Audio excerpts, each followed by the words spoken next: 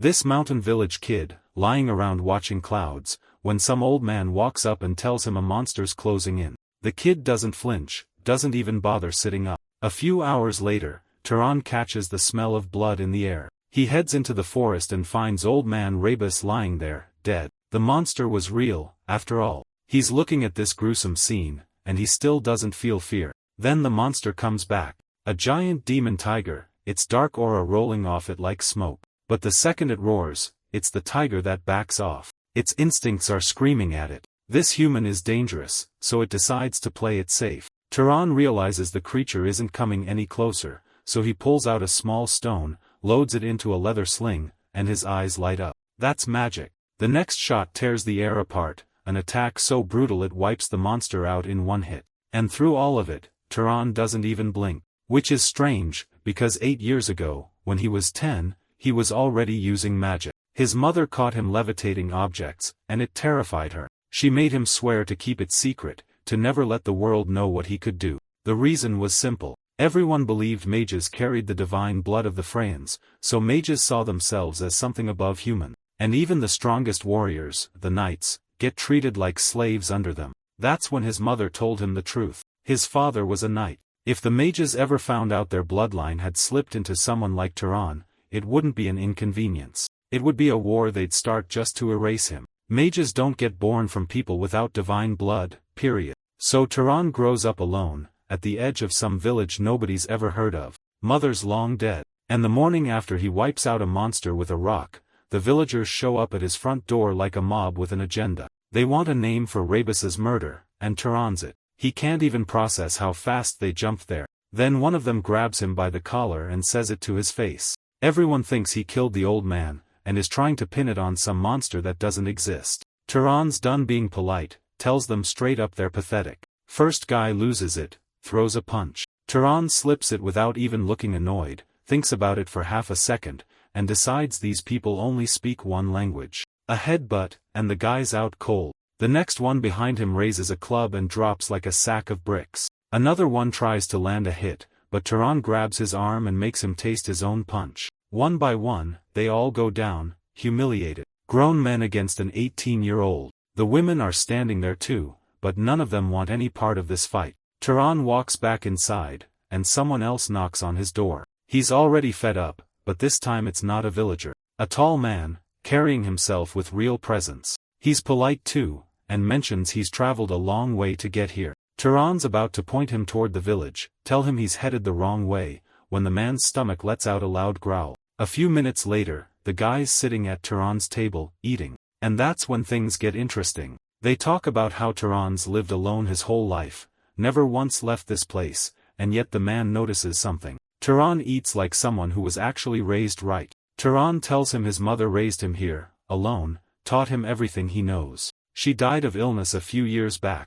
Then the man drops it. He's a mage, sent here to kill a high-rank monster in this territory. Turan stays calm, and tells him about the old man's body. The mage starts piecing things together out loud, pointing out that Turan doesn't act like someone living next door to danger. No fear, not even a flinch. His tone turns serious as he asks Turan one question. Who is he really? In a flashback, a young Turan asks his mother why no one can know he's a mage. His mother explains that it's because of the wicked nobles, which only confuses the young boy. She explains that if nobles are the shepherds, then the knights are their sheep. She says nobles might treat their sheep with love, like family, but they won't hesitate to sell or sacrifice them if they have to. She tells him she doesn't want that kind of life for him, and asks if he wants to keep living by her side. When the boy happily says yes, she tells him that in that case, he must never let anyone find out he is a mage. She warns him that other mages, in particular, would do anything to tear them apart and turn him into a sheep if they ever discovered the truth.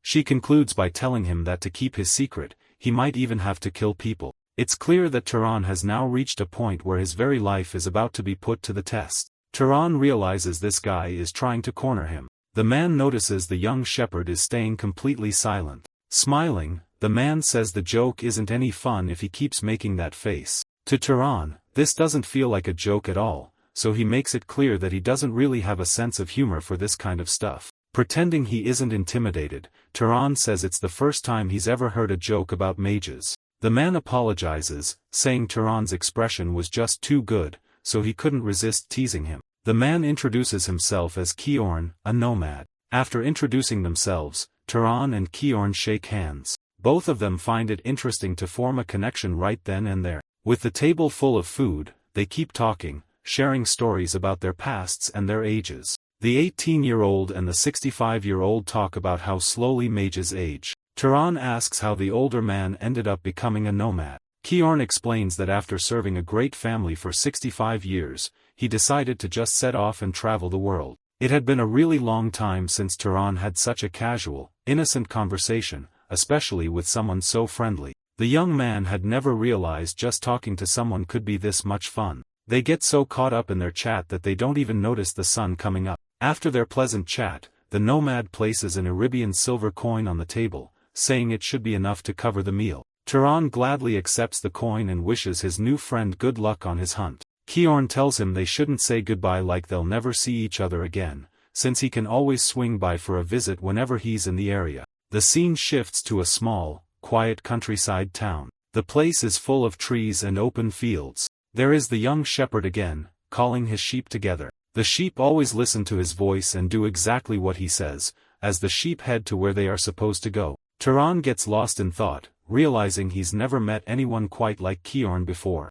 It was really nice talking to him, and his easygoing natural humor was actually pretty comforting. He got a great impression of Kiorn, thinking he was better than any adult he had ever met in his life. As he gathers the animals, Turan thinks to himself that knights are just emotionless hunting dogs used by arrogant nobles. He figures they probably won't cross paths again, since there aren't any monsters left in the area. But as it turns out, the nomad soon notices the lack of monsters himself. Kiorn spots the tracks of an intense battle, but he can't sense the presence of any monsters nearby. It's obvious that the monster living here has already been hunted down. Scars from the battle are scattered all over the place. Looking up at a tree, the man wonders if the village chief hired another mage besides him. Either way, with the monsters gone, things around here should go back to being peaceful. But suddenly, he senses an overwhelming presence that makes his professional hunter eyes go wide. The man looks around frantically, trying to pinpoint where this massive energy is coming from.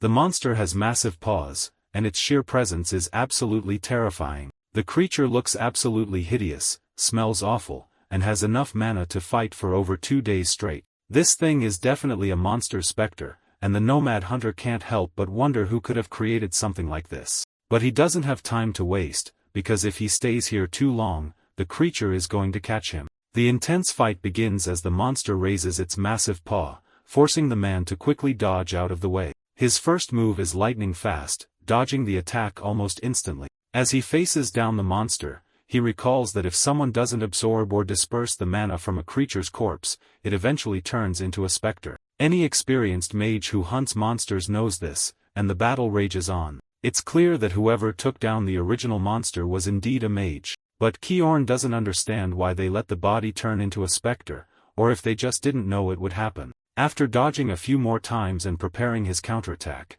he realizes a rookie knight wouldn't have what it takes to defeat a monster of this caliber. He figures there must be more to this story, but either way, it's his duty to destroy the creature. The man readies his powerful mana spear, determined to put an end to the monster once and for all. But the unexpected happens, and his attack is completely neutralized before it can even hit the target. With that, he realizes the monster's mana is way stronger than his own. Suddenly, the creature turns into a puddle of black mud and completely disappears. He notices the monster is actually intelligent, and is trying to alter the magic using its own mana. Now, the monster begins hunting the experienced warrior. The massive creature appears right behind him, just waiting for the perfect moment to strike. Even so, the hunter is highly experienced and senses the incoming attack just in time. This monster is way out of Kiorn's league.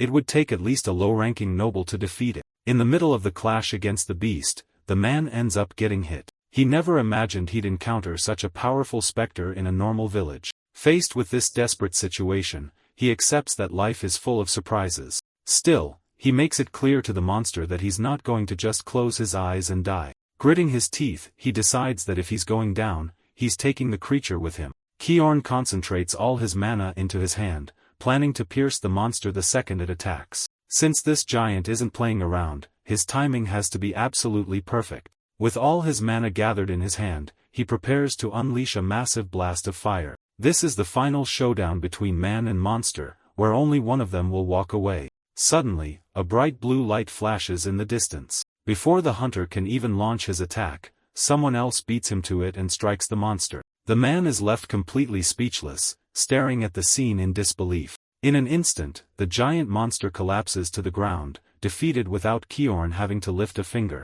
He looks around, trying to figure out who just saved his life. Then, he's startled by a voice joking that the story about the shepherd was good, but this rescue came at a much better time. It turns out his savior is the young man he was traveling with, who walks up to him with absolute confidence. Kiorn finds it strange that they talked all night, and the kid never mentioned he was a mage. Curious, he asks why he didn't say anything about his abilities earlier. The young man shrugs it off with a casual reply, saying he could have just left him behind to die. As he speaks, the young man remembers the kindness the hunter showed him, even though they were complete strangers. He remembered the time he chased away the wolf that was preying on the local sheep. Back then, he had asked the man why he went so far out of his way to help people. They started talking about how much money someone with such incredible powers could make. But the man's answer left him confused, as he explained he only did it because he put himself in other people's shoes. He talked about the people living on the borders, trembling in fear with absolutely no protection. Tiran had a completely different outlook back then, arguing that having strength didn't mean you were obligated to protect the weak. The man replied that mages naturally inherited their power from a god, so they should live with pride and protect the commoners. In reality, though, not every mage thought that way, and everyone had their own beliefs and lifestyle. That was why Tiran threw his own words back at him, saying everyone has their own way of living. As they were talking, they were suddenly caught off guard by a massive surge of energy. The experienced mage warned Tiran to listen closely, telling him they couldn't handle this monster. He explained that unless you were a noble, fighting a creature this powerful was completely impossible. Staring into the monster's giant green eyes, the man told Tiran to warn the village chief and help everyone evacuate. He said he would hold the line alone,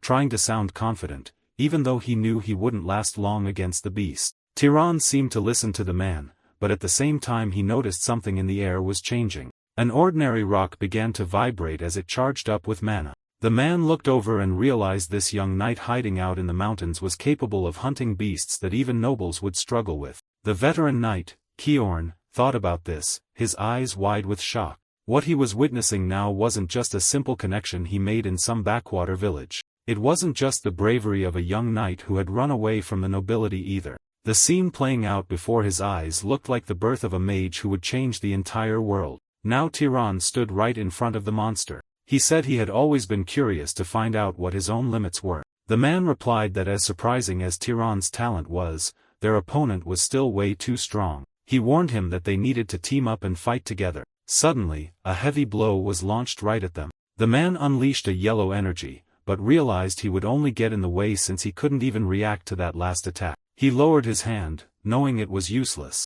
Now, all he could do was trust the young man's talent as he watched Tiran launch his attack. Tiran carefully observed the situation for a moment. Tiran muttered that his attack wasn't working. The man explained that he couldn't defeat a specter using physical attacks alone. As the monster closed in, Tiran asked how he was supposed to beat it. The man replied that fire would work, so Tiran immediately started preparing a fire attack. He added that lightning would also do the trick. Tiran fired a blast of flames directly at the monster. Tiran complained that it didn't work again, but the man explained that wasn't the issue. The man thought to himself that using a mage's power required a proper foundation and basic skills, making him wonder if Tiran didn't even know the basics. Suddenly, his eyes widened as a realization hit him. He remembered that Tiran was the one who killed the monster and turned it into a specter in the first place, which meant Tiran had never actually absorbed mana in his entire life. Tiran gets blown back. The man yells at him to not just summon the fire, but shoot it immediately. Tiran wastes no time and springs into action. He starts conjuring fire in his hand. Creating fire isn't that hard, but actually controlling the flames takes special training. Tiran raises his arm as the flames grow even stronger. There's no point in waiting if he can use this power right now, so he plants his feet firmly on the ground. This helps him brace for the impact as he launches the flames at the monster. This catches the wraith's attention, and a green glow shines brightly through the fire. The monster needs to be completely consumed by the flames. The knight tells Tyran to stay focused and keep feeding mana into the fire so it doesn't go out. His goal is to burn the wraith to ashes. As the flames flare up, Tyran's expression completely changes amidst the chaos. With all his mana concentrated, the fire engulfing the wraith grows massive. The knight just watches with pride, knowing they've won a hard-fought battle. Normally, it would take the power of a noble to handle a situation like this. He's amazed that a totally inexperienced kid managed to defeat the monster. With the job done, Tyran turns to the knight and asks if it's finally over. The knight warns him that if he doesn't want to run into another wraith, he needs to absorb its mana right now. He explains how to do it, telling Tyran to tilt his hands slightly and imagine he's draining the energy. Tyran takes the advice, closes his eyes, and tries to calm his mind. Slowly, he feels that strange green flow of mana entering his body. This is the first time Tyran has ever absorbed power, and the feeling is incredible. As the energy flows into him, the color of his eyes shifts for a split second. The power seems to surge through all his vital points at once. Feeling all that strength inside him, Tyran finally understands what mana really is. The knight mentions that the sensation can be quite addictive, but then he stares in sheer disbelief. He realizes this really is the first time Tyran has ever absorbed mana. He knows that after awakening, mana usually grows slowly over time, and the fastest way to get stronger is by defeating monsters or other mages.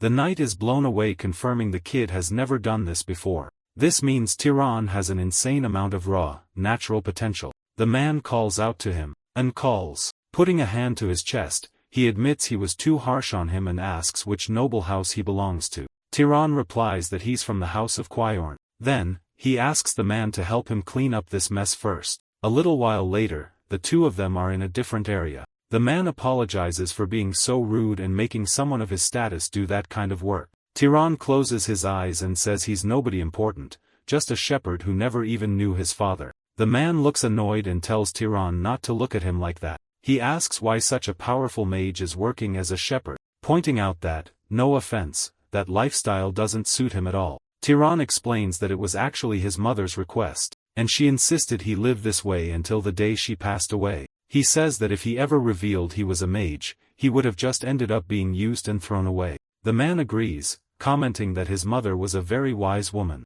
Tyran admits he's surprised, as he expected the man to say she was just being overprotective, but the man reiterates that she was absolutely right. The man lowers his head and explains that mages with great power are always dragged into conflicts, pointing out that 20 years ago, a massive war broke out between two noble houses. He explains it was a war between House Arabian, the family he served, and the great House Sahar, where countless people lost their lives. Out of about 3,000 Arabian knights, nearly a third died in that battle. Tyran just listens as the man reveals that everyone close to him was among that tragic third who died. The man remembers his friend Denver, who planned to open a laundry shop after the war, and even his teacher, who always scolded him for having so much left to learn, both died. Even his family lost their lives, all of them deeply affected by House Sahar, leaving him as the sole survivor. Lowering his head, the man repeats that Tyran's mother was right, because a knight's life can vanish much faster than a commoner's.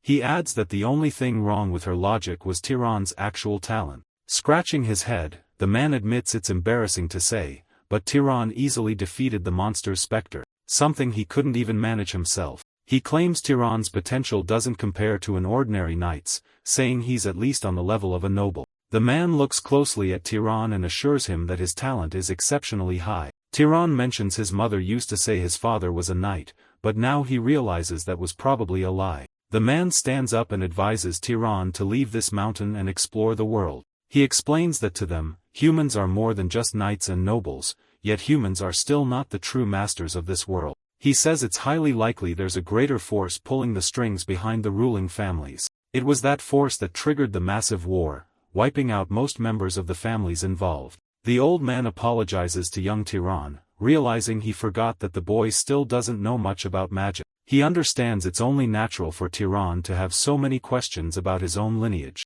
The old man knows that searching for these answers is the least Tyran should do, and that to find them, he'll have to face the world head-on. No matter what happens, the man promises to support and guide the young man on his journey of self-discovery. He emphasizes that there's a massive world out there, waiting for Tyran to explore it. He says all he needs to do is leave this dark place behind and live his life with a new purpose. As someone who has lived for his own goals for 65 years, he has more than enough experience to show the young man just how vast the world really is. The old man warns him that he might run into people far stronger than himself along the way, but he should still learn from everything life throws at him. Tiran listens intently to everything the old man is teaching him. After all, up until this point, he had no one to openly explain magic and its fundamentals to him. Still, he can't help but wonder why someone from a rival family is making things so easy and explaining so much to him. But to the old man, young Tiran isn't an enemy. He's the person who saved his life and healed his wounds. He explains that special abilities are traits the nobles inherited from their ancestors, the Freyans. He also mentions that there are spells that seem incredibly simple and effortless when someone actually uses magic. Tiran explains he's not actually that strong, but that he just has the physical capabilities of a mage and uses mana to boost his agility. He mentions he has a sharp sense of smell and is good at throwing stones, wondering if that might be a trait from his lineage. The man responds that being skilled with throwing weapons is actually one of the defining traits of House Arabian, though he admits it's also a pretty common trait among several other great lineages. Suddenly Tiran notices the man's expression grow dark, as if he realizes what's actually going on. There must be one specific noble house that is truly responsible for Tiran's abilities. Looking visibly annoyed, the man realizes it has to be one of the great houses, a house known as the Stalkers, or the Hunters. They were the very same ones who fought in the Great War, the Zahar family, the sworn enemies of the Arabian. This completely deflates Tiran, as it's the last thing he wanted to hear. After everything he'd been through, this was definitely not what he was hoping for. The shock is written all over his face. Tiran looks at his friend, realizing he just found out he shares the same bloodline as his friend's enemies. He wonders what he should even say, wanting to apologize, but he knows those war crimes were committed by relatives he never even met. Kiorn notices how visibly uncomfortable the young man has become, so Kiorn puts a hand on Tiran's shoulder and tells him not to worry so much. Tiran is relieved to hear Kiorn say he never wanted to be part of that war anyway. Kiorn explains that all of that was just the business of the adults who fought in the past. Even though he's relieved, Tiran still wants to know if the elder has any regrets, especially when it comes to letting him go free to explore the world. With a sad look, the elder says that leaving the mountain to seek power will inevitably draw Tiran to the Zahar family. He knows the young man has extraordinary abilities, but in the end, he says he trusts him. Kiorn points to the kindness Tiran showed by saving him, even though it meant revealing an identity he had hidden his entire life. He says that if someone like Tiran joined the Zahar family and rose to a high position, a new war could actually be avoided. The two say their goodbyes and decide to drop the subject, though they both know they'll see each other again. Even though he encouraged Tiran to forge his own path, the man can't help but still feel worried. At the same time, it's good to see that Tiran is determined to leave the mountain for noble reasons. Kiorn knows the young man has made up his mind and seems very confident in his choice. Tiran makes it clear to the elder that he won't leave until their wounds are fully healed. He suggests using their remaining time together for the man to give him some tips on how to use his power and mana. Drawing on all his experience, Kiorn explains that mana is often called the key to omnipotence. He says it's not literal omnipotence, but to use magic, you need a mana type that matches the spell. He explains that the difficulty of magic is determined by 3 factors: bloodline, affinity, and casualty. Tiran learns that the first factor is birth bloodline, which applies to most nobles who aren't knights. Kiorn gives an example, saying it would be extremely difficult for Tiran to heal his own wounds using magic. However, for those with the Southern Ravista bloodline, healing comes naturally without any training at all. Listening to the explanation, Tiran realizes the second factor, affinity, is basically how familiar you are with an element. Essentially, a mage can perform certain tasks much easier if they are used to doing them or prefer doing them that way. The man says that if Tiran had tried to create ordinary, simple flames, he would have never reached that speed or power from before. Looking at a mug of water, Kiorn explains that the final factor is the most important, casualty, though even he doesn't fully understand it. He asks the young man, what would happen if he tried to destroy the mug directly using only mana. Kiorn concentrates mana in his hands to demonstrate what happens when there is a lack of casualty. He explains that without proper casualty, the goal you want to achieve becomes extremely difficult. The young man says he more or less gets what he means by that. Tyran decides to use his own flames to explain his understanding, saying it's like he needs to find a cause for them to be extinguished. Hearing this, the man feels proud, thinking Tyran could easily be a scholar instead of a mage. Still, the young man has his doubts and asks if he could also control normal animals if he wanted to. The man explains that magical beasts need that kind of connection because of his mana. Even though he understood most of the explanation, Tyran still thinks magic is really hard to wrap his head around. He asks if the Zahar family has special powers, and the man explains they are indeed highly skilled in stealth and tracking. With that, the man challenges the boy to try using this ability just once. Tyran accepts the challenge since he doesn't want other people spotting him wandering around anyway. He closes his eyes and concentrates, focusing on masking his scent and any sounds he makes. After vanishing right in front of the elder, Tyran asks if it worked. The man is blown away that the boy managed to pull it off on his very first try. Once he gets over his shock, the nomad tells the young man that he successfully executed the technique. He looks all around, hoping to catch even a tiny trace of Tyran's presence. But the truth is, Tyran really did become completely invisible to the man's eyes. After a moment, the young man calmly reappears. The elder says it's been a long time since he last saw that power, calling it a chilling ability. He mentions that during the war, the Knights of Arabian were terrified of this technique because it felt so unfair. The man explains that Tyran doesn't actually become invisible, which is why he's going to teach him some magic training methods. Tyran is confused by his friend's generosity, thinking he's teaching way too much to a mage from an enemy family. But the man doesn't see it that way. He feels he's just helping out the person who saved his life and took care of him. Later, the bald village elder thinks it's unbelievable that the young man just wants to sell his sheep and leave. Noticing the boy's stubbornness, the old man asks who's going to be the shepherd now, complaining that it's unfair for him to just up and leave without consulting anyone. Tyran replies that finding a new shepherd is their problem to figure out. He says he just expects them to buy the sheep for a fair price, otherwise he'll just set them all free before he goes.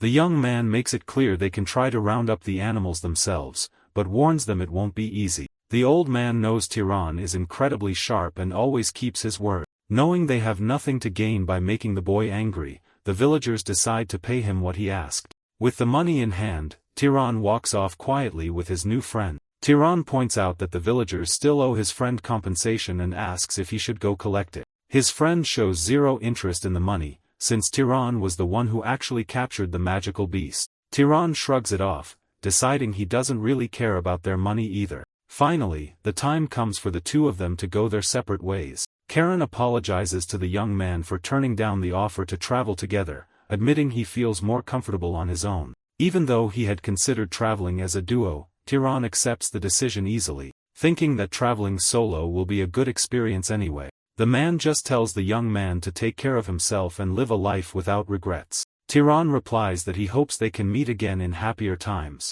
The boy stands there, watching Karen's figure fade into the distance for a long time. Only then does he realize why the warrior didn't want to speak too formally with him. Even though his mother never lacked an affection, Tyran had secretly always missed having a father figure in his life. He wanted someone he could look up to, a model for the kind of man he wanted to become. The scene shifts to a completely barren desert. Footprints appear in the dirt of the empty wasteland. Tyran keeps walking, making his way through the desolate area. He senses something is off and stops to take a closer look around. He looks up at the sky, lost in thought. In the distance, he spots a group of nomadic merchants who travel from village to village. Tyran is relieved to see them, glad he finally has someone to talk to. He decides to head over and ask them for directions. One of the men asks who he is and why he's blocking their way. So Tyran explains he's just a traveler and asks where the nearest town is. The men look him over and tell him that if he keeps going down the road they just came from, he'll hit a town called Nure. Tyran steps aside and thanks them for the help. But before he can walk away, one of the men steps in front of him and tells him to hold on. The man asks if he really thought he could just get his directions and walk off. Tyran asks what he means by that, and the man replies that when you get something, you're supposed to give something in return. Right then, the other men draw their swords, and one of them demands that Tyran hand over his bag. Tyran asks if they're bandits. The leader tells him he's pretty careless, pointing out they're in the middle of a desert where no one would ever find a body. Aiming his weapon, the leader tells him to hand over his backpack and leave while they're still being nice, since killing him and stripping his clothes would just be a hassle. Tiran looks at the man and points out that bandits who kill people usually don't end up with happy endings. He remembers an important conversation he had with a friend. He also recalls how he's supposed to control his mana. His friend's words echo in his mind. Tiran tells himself he'll just have to use this group of bandits for target practice. He watches the men closely. The bandits point their swords at Tiran and start laughing, mocking him for talking like he's some kind of actual mage. Tiran moves his hand and casts his magic. He summons a powerful tornado that sweeps up all the bandits at once. He realizes that if he shapes the wind with his hand before boosting its power, it uses way less mana. He didn't think he could create such strong winds with so little energy, and as he processes this, the bandits start getting back up. Tiran gets another spell ready, grabbing his canteen and controlling the water inside. He shapes the floating liquid into sharp points. In an instant, the water hardens into sharp icicles. One of the bandits sees this and completely panics. The man doesn't even have time to run before getting blasted head-on by the attack. Despite the result, Tiran isn't too impressed with the spell, thinking that just throwing regular rocks would have been way more efficient. The bandit leader drops to his knees, saying they had no idea he was a mage, and begging for mercy just this once. While the leader keeps begging and promises to give him everything if he spares them,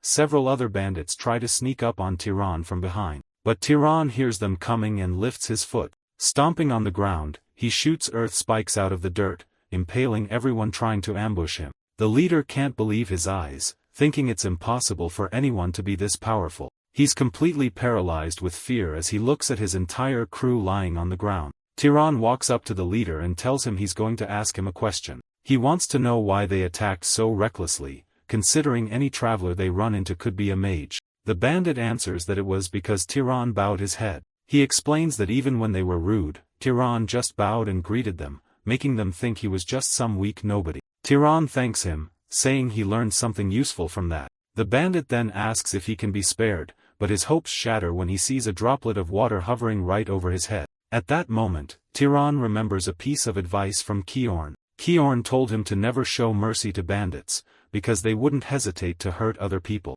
Looking at an object on the table, Tiran reflects on why everyone is so ruthless with these kinds of people. He realizes that sparing one evil life could end up costing the lives of many innocent people. Looking down at the fallen leader, Tiran says he's already wasted too much time there. He starts following the tracks left by the bandits' wagons in the dirt. Still, he can't stop thinking about what he just did. That was the first time he had ever taken a life. Tiran feels guilty, but he knows he couldn't let them go after Kiorn's warning. People who rob and kill without hesitation will just claim more victims later. As the wagon tracks fade away, Tiran's racing heart calms down as he remembers Kiorn's teachings. At the end of the road, a whole new world opens up before him. Tiran is amazed by how massive the place is. This is the town of Muri. Crowds of people are bustling back and forth through the streets. The sight startles Tiran, who has never seen so many people in one place before. Even the architecture of the buildings is completely different from his old village. He thinks to himself that this finally feels like a real city. He approaches a fruit stall. The owner asks what he wants, but Tiran explains he's not buying anything. He remembers Kiorn told him to look for a tavern to rest as soon as he arrived. The vendor gets annoyed and tells him to beat it if he's not buying. Tiran thinks the man is incredibly rude and wonders if it's a city rule that you have to buy fruit before asking questions. He points to a piece of fruit and asks the price, and the man tells him it's 2 dupit. Noticing Tiran's confusion, the vendor mentions he accepts other currencies too. While paying, Tiran asks where the nearest tavern is. The vendor points him in the right direction and says it's the biggest tavern in town. When Tiran walks into the tavern, he's greeted by one of the staff. He asks her how much it costs to stay for a night. The staff member quickly replies that a room is 16 dupit. Tiran agrees to the price and pays for the room. Right after, he asks if there are any monsters nearby with active bounties on them. Tiran knows he needs to hunt monsters to absorb mana and make some money at the same time. Tiran looks at her and asks why she isn't answering. The receptionist smiles and tells him that nothing in this world is free. Tiran pays for the information, and she tells him he needs to go to City Hall, but Tiran has no idea what that is and asks her. The receptionist is completely shocked that he doesn't even know what a City Hall is. She explains that City Hall is the place that handles all the town's public affairs. She mentions it's probably closed by now since it's night, so he should head over there tomorrow. Then she asks if he's a monster hunter, but once again, Tiran has no clue what she's talking about. She explains that if a normal person hunts monsters, they can become a mage, and asks if that's what he's after. She adds that anyone who actually believes in those superstitions is an idiot. Suddenly a man behind them speaks up, saying it's not a superstition because he saw it happen with his own eyes. The receptionist brightens up and asks Madan if he's still alive, and he replies that he won't die until he becomes a mage. Tiran gets annoyed by the man's hand on his shoulder, so Madan quickly pulls his hand back and apologizes. Curious, Tiran asks the man if he can tell him more about that. Madan explains that mages get stronger by absorbing mana from monsters, and that regular people can become mages by doing the exact same thing. Madan points to his companions and says, the four of them are hunting together so they can all become mages. Tiran asks if any of them are actually mages yet, but they say no, only the Lord and his 3 mages can use magic. Madan asks how Tiran hunts monsters with his current gear, and asks to see his weapon. Tiran shows him his slingshot, and Madan remarks that based on how worn it is, Tiran must get into plenty of fights. Madan says that with a weapon like that, he could hunt monsters like rabbits and foxes. He then offers Tiran a spot as the marksman in their group. Tiran thanks him but declines the offer. Later, lying in bed, Tiran thinks to himself that he has no reason to hunt with that group. He reflects on how chaotic his day has been. Tiran still can't believe he actually left his village. He wonders what lies ahead for him from now on.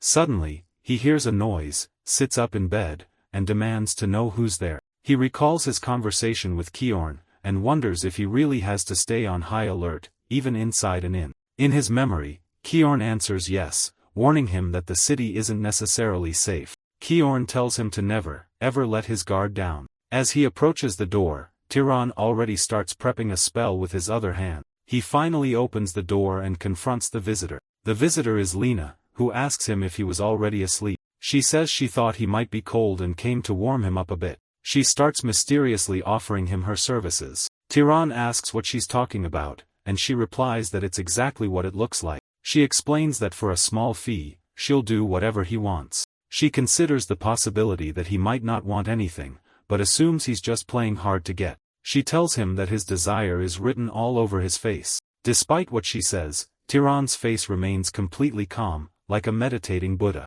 Tiran remembers how desperate Kiorn sounded when warning him about women who offered these kinds of services. Tiran remembers Kiorn's warnings to always watch out for the maids and escorts at taverns. Kiorn used to say that people with mana have high resistance to diseases, and don't really suffer from them, but they can easily pass them on to others. He warned Tiran not to let his urges get the best of him, adding that city life was tough. After the woman storms downstairs in a rage, Tiran lies in bed thinking about how he was charged for information first at the fruit stand, and now by that young woman. It seems like city folks charge you for every little conversation or piece of information, making him think urban life is pretty heartless. While Tiran is lost in thought, a group of people who are not happy with his behavior head up the stairs. The gang leader comments that Tiran seems pretty useless, but talks too much, which makes him the perfect bait. The leader thinks back to his younger days, and the fact that Tiran hunts with that specific kind of weapon makes him a bit uneasy. He figures if Tiran has even 1% of his past strength, he'll survive, because he is none other than the monster hunter Midam. Back in his room, Tiran thinks that maybe city folks aren't so heartless after all. If that's the case, he can't wait to see what lies ahead. Before long, the next day begins.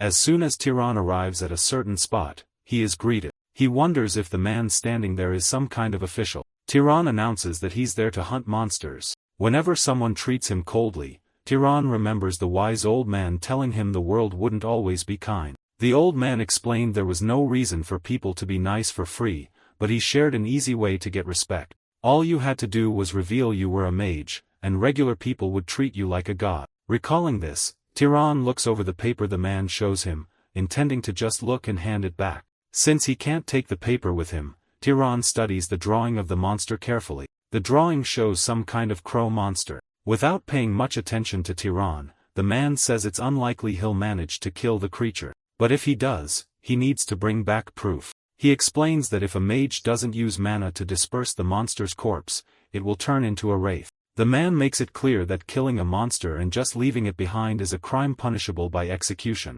Tiran already knows this, and he knows exactly what happens when they turn into wraiths. After studying the monster closely, Tiran hands back the poster and asks if knights hunt monsters too. Realizing the man is incredibly rude and won't give him a straight answer, Tiran decides to just leave. After a moment, the man realizes Tiran stopped talking and simply walked out. Watching the young man leave, the man assumes he'll just end up getting killed and doesn't actually expect him to bring back the beast. But as it turns out, the dead monster is dumped right there as proof of the hunter's success. Everyone stares in absolute shock, unable to believe their eyes. They try to figure out how Tiran managed to hunt and bring back a monster like that. The man starts firing off questions, making it sound like an interrogation. After Tiran confirms he hunted the beast all by himself, he asks how much the reward is. The reward money is quickly handed over to Tiran as payment for the job. Even after paying him, the men keep examining the monster, amazed that its wings are completely intact. They've never seen a blade-winged crow in such perfect condition. Tiran just stands there, waiting for something. Now that this job is done, he wants to know if there are any other monsters to hunt. Tiran continues to completely shock the residents of this small town. Even after hearing his request, the men still can't seem to believe he actually wants to hunt more monsters. After making a good amount of money, Tiran heads back to his inn and orders a massive meal. Looking at all the empty plates on the table, the blonde girl admits she never expected him to be this strong. She's amazed that he managed to hunt 30 monsters in just 3 days, and make so much cash, while Tiran just focuses on stuffing his face. Tiran then makes it clear to her that the money isn't his main goal. He explains that his real objective is to absorb the monster's mana, and thanks to that mana, he can feel himself getting way stronger. As she keeps talking, Tiran thinks back to all the mana he's absorbed so far. He realizes his mana has increased insanely compared to back when he was with Kiorn.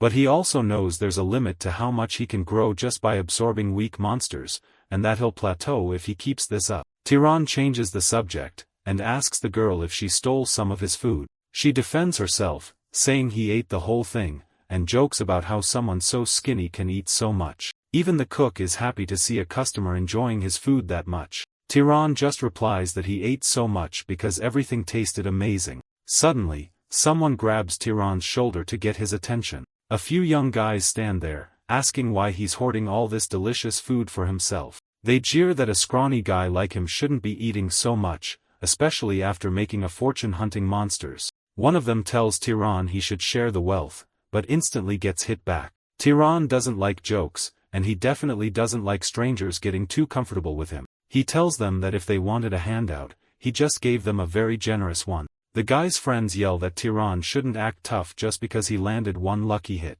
They lung at him, saying they're going to teach him a lesson together. One of them grabs a chair to try and get the upper hand in the fight. Tiran catches the chair midair, and gets ready to flick the guy. He decides to use just a light flick, knowing it'll still send the guy flying. It's a tiny flick, but the impact is massive enough to knock the man flat on his back. Furious at the chaos, the blonde girl screams that she won't tolerate fighting in her tavern, especially since she's the one who has to pay for the broken furniture. Livid, she warns them that she won't say it twice. Seeing how incredibly angry she is, the troublemakers immediately apologize. A little later, the guys go to Tiran's room to apologize to him directly. They promise it'll never happen again, confessing they only did it out of jealousy, because they haven't made any money in months. The whole group bows and begs for forgiveness. They explain that things have been really rough for them lately. They haven't even been able to pay for their rooms at the inn for the past 3 days. Hearing their story, Tiran decides to hand them some cash to help pay off their debt.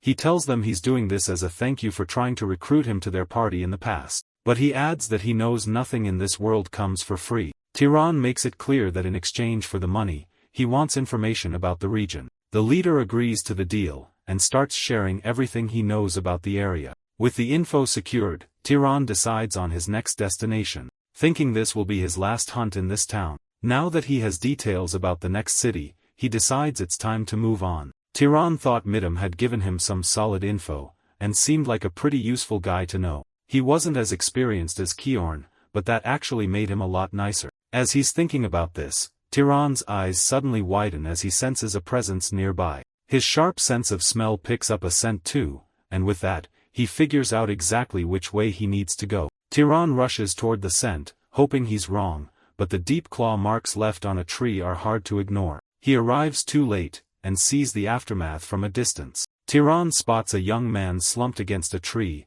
and recognizes him as one of Midam's party members. The damage was already done. Looking around, he realizes it wasn't just this young man who met a grim fate. Tyran sees that Midam, the group's leader, met a horrible end as well. Though he doesn't know exactly what happened, he figures it had to be the work of a powerful monster. He kneels down to get a closer look at his friend's body. Seeing the man covered in deep wounds, Tyran asks what on earth happened here. He looks over as the young man tries to squeeze out a sentence. In a weak, barely audible voice, the kid mutters that it was a rabbit. Tyran spots the beast chewing on something, and wonders if that thing could really be a rabbit. The camera pans back to reveal the monster in full view. As it happily munches away, the rabbit hears the humans calling it a monster. To Tyran, the creature is an absolute abomination, and the monster is already eyeing its next meal. Tyran turns to get a better look at the beast. Right then, the rabbit suddenly lunges at him, hyper-aggressive. Things get incredibly tense in a split second. The rabbit lands, and Tyran realizes that strike barely missed him. Tyran prepares a counterattack to show the beast what he's made of. Locking in, he raises his other arm and starts swinging his weapon with real force. He unleashes the attack on the rabbit, ready to take down this massive beast. But the monster rabbit isn't backing down, and readies a fierce strike of its own. Tyran's attacks get closer and closer to landing on the rabbit, but the agile creature manages to block every single strike. Tyran realizes this rabbit is already used to defending against ranged attacks. Annoyed, the beast leaps straight at Tyran. The rabbit glares at him with pure hatred, its glowing red eyes wide open. The monster wants to overwhelm him so he can't escape, but it quickly realizes Tyran is both strong and fast. The beast lands, completely baffled as to how its prey managed to dodge. Fully geared up, Tyran leaps high into the air, ready to strike. Even though he's fighting a giant monster rabbit, Tyran refuses to give it any opening to counterattack. After landing his blow, he quickly backs off to reassess the situation. But that attack only makes the rabbit crave his flesh even more. Even in pain, the monster lunges at Tyran, but he suddenly vanishes. The rabbit bites right through a tree to clear its path and keep up the chase. After getting hit and losing sight of his target, the beast goes completely wild with rage. The non-stop violence of its attacks kicks up a massive cloud of dust. As the adrenaline starts to wear off, the pain from its wounds catches up to the rabbit, and it screeches. Tyran's attack had gone way deeper than the monster realized. Shortly after, the fight ends with the beast defeated and collapsing to the ground. Looking down at the carcass, Tyran wonders just how much mana he can extract from it. Since the spoils go to the victor, Tyran reaches out his hands to absorb all of the creature's energy. As the mana flows into his body, he can feel his power surging. He realizes the amount of energy here is on a completely different level compared to what he got from the leopard. He watches the process, almost unable to believe what's happening. Right then, a young man approaches and asks Tyran if he's a mage. The kid wants to know why he had been hiding his identity this whole time. He also asks if Tyran has any family he wants his belongings sent to, just like the other injured people are doing. Among the group, one of them looks at Tyran's face and thinks he looks familiar. A few hours earlier, this same young man had mentioned that the major neighboring city Orem was home to a massive library. They had talked about the massive collection of books stored there, which was the main reason the place was so famous. Tyran was immediately interested the moment he heard about the size of the collection. However, the young man explained that access was restricted and only mages were allowed inside. That left Tyran deep in thought, as that rule could really complicate his plans. Back in the present, Tyran announces that he's heading out to the big city the young man mentioned. With a sad look on his face, the young man calls out the name of a friend who just passed away. As he walks away, he hopes his fallen companion finds peace wherever he is now. Later, somewhere else, Tyran is waiting in a massive line to enter the city. He feels a little embarrassed that he was so impressed by the tiny village of Muir before. Standing right before him is the imposing city of Orem. He had no idea there would be so many people waiting to get through the gates. Tyran notices how strict the guards are and wonders if they're looking for criminals. He figures a city this size definitely needs a solid security system.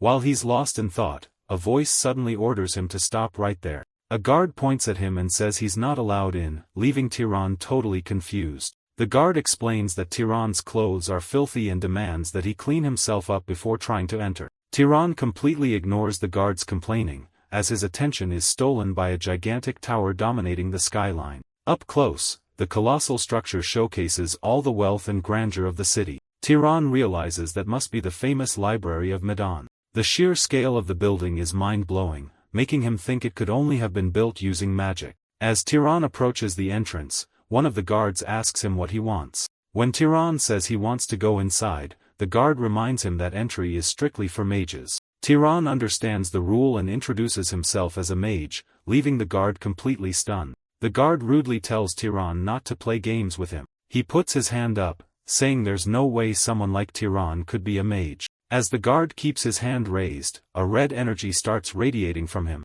Tiran remembers hearing that mages can naturally sense each other's mana, instantly knowing who is stronger. Still, Tiran doesn't look very comfortable with what's happening. The man makes a crazy face as he tries to gauge if Tiran really is a mage. Though annoyed, Tiran waits patiently, knowing it's just the guard's job to screen everyone. But after checking Tiran's mana, the strain is so intense that the guard suddenly collapses, leaving his partner panicked. As he lies on the ground, the guard realizes Tiran is no ordinary mage. He must be at least a high-ranking noble. Seeing this, the remaining guard quickly introduces himself as a member of House Kenya and asks Tiran which family he belongs to. Tiran asks if he really needs to give his family name just to enter, and the guard quickly says no. Terrified, the guard explains that entering the library requires permission from the Master of Voltas, so he'll have to go consult House Voltas first. Tiran just sighs deeply, knowing this is going to take forever. He realizes that even a simple process like this could end up taking a whole decade to get sorted out. To make matters worse, now he has to deal with a maid. Things just keep going downhill, and now he has a maid trailing right behind him. Actually, he's surrounded by a whole group of maids, and he has absolutely no clue what to do with them. He tries his best to tolerate it, but finally loses his patience and asks them to leave. The problem is, the maids explain they'll be severely punished if he doesn't let them serve him. With no other choice, Tiran gives up, and tells them to do whatever they want. His patience seems to pay off, and one of the maids is left staring at him in awe. She covers her mouth and gasps, pointing out how different he looks. Noticing her stare, Tiran asks if there's something on his face. Flustered, she apologizes and admits she was just captivated by how handsome he is. Thinking she's exaggerating, Tiran tells them to cut the small talk and says they don't need to keep apologizing. Tiran looks to the side, wondering what's going on now. Suddenly, a young girl appears, accompanied by her personal bodyguard. The red-haired girl also notices Tiran's clean new look, remembering that he looked like a total beggar before. She comments that after a bath and some decent clothes, he actually looks like a prince. He introduces himself as Tiran, and the girl replies that her name is Azella. Normally, they would introduce themselves by their family houses, but Tiran prefers to keep his background a secret for now. Azella puts a hand to her chin and remarks that it's a real shame. She smiles, thinking to herself that she's going to have a little fun with him. Right then, a golden energy begins to radiate from her body. It seems like everyone in this place wants to test Tiran's mana to see how much he can handle. Tiran looks completely annoyed at having to deal with the exact same test all over again. Tiran starts radiating a blue energy from his own body as he stares the girl down. Now, his blue light and her golden light clash head-on. The girl's bodyguard quickly steps in front of the maids to shield them from the pressure of the clashing energies. Tiran just sighs once more, exhausted by having to deal with all this unnecessary drama. She gives a satisfied smile. Then, she just starts laughing at the whole situation. The redhead calls out to Tiran. She walks up to him and straight up asks if he wants to marry her. Tiran is completely blank, totally speechless. He wonders if she's actually serious about marrying him. Getting a bit embarrassed by his reaction, she asks why he's acting like that, saying she thought he was just surprised. She turns to leave, telling him the spot next to her is open, so he should think about it some more. Tiran just watches her walk out of the room. The whole encounter leaves him deep in thought. He looks down, trying to make sense of everything that just happened. Tiran notices his hand is actually shaking. He realizes her magic was at least on his level and wonders if a human could even be capable of that. The scene cuts to an office. Tiran is now standing in front of a seated man. The man welcomes him and asks if he already knows who he is. Tiran introduces himself and the man asks if he's here to use the library. The man mentions that a lot of people only come there looking for weird things. Tiran says that's fine and he's not interested in that, so the man warns him there are no family secrets hidden in the library anyway. The man says it's late and tells Tiran to get some rest so they can sort everything out tomorrow, and Tiran thanks him for his hospitality. The next day, in front of the library, 2 guards bow and welcome him, confirming his access has been approved. Then, the heavy doors begin to open. Tiran is blown away by the massive staircases and the sheer volume of books. He's so amazed he can barely get his words out. Suddenly, someone says it's their first time meeting him and addresses him as leader. A young girl introduces herself as the head librarian. She explains that, per family orders, she's going to go over the basic rules of the library. Tiran thinks it's weird that a kid is the librarian, while she explains that the first rule is you pay for any damage and the second is no taking books out. She warns him she'll be watching him the whole time, and while Tiran agrees, he asks if she can back up a bit while he reads because it's kind of awkward. Tiran asks if she's read all the books here since she's the librarian, and she confirms, saying her job is to find whatever he needs. She asks what he's looking for, wondering if he wants a good story. She then teases him, asking if he wants something more adult since he's young. Tiran responds that he just wants something to give him a basic understanding of the world. With that, she drops a heavy stack of books onto the table. She explains that most of the books are hundreds of years old and won't have what he's looking for, but says this specific one should help. Tiran picks up the book, looking really interested. He thinks to himself that this book is exactly what he needed. He starts flipping through the pages. Tiran takes a deep breath and tries to focus on his reading. He realizes this book is absolutely incredible. Tiran settles into a daily routine, spending all his time reading in the library. He's starting to really understand the geography of this world. He finds it fascinating to learn about mage etiquette and how magical items are processed. He also reads up on monsters and relics from an ancient empire.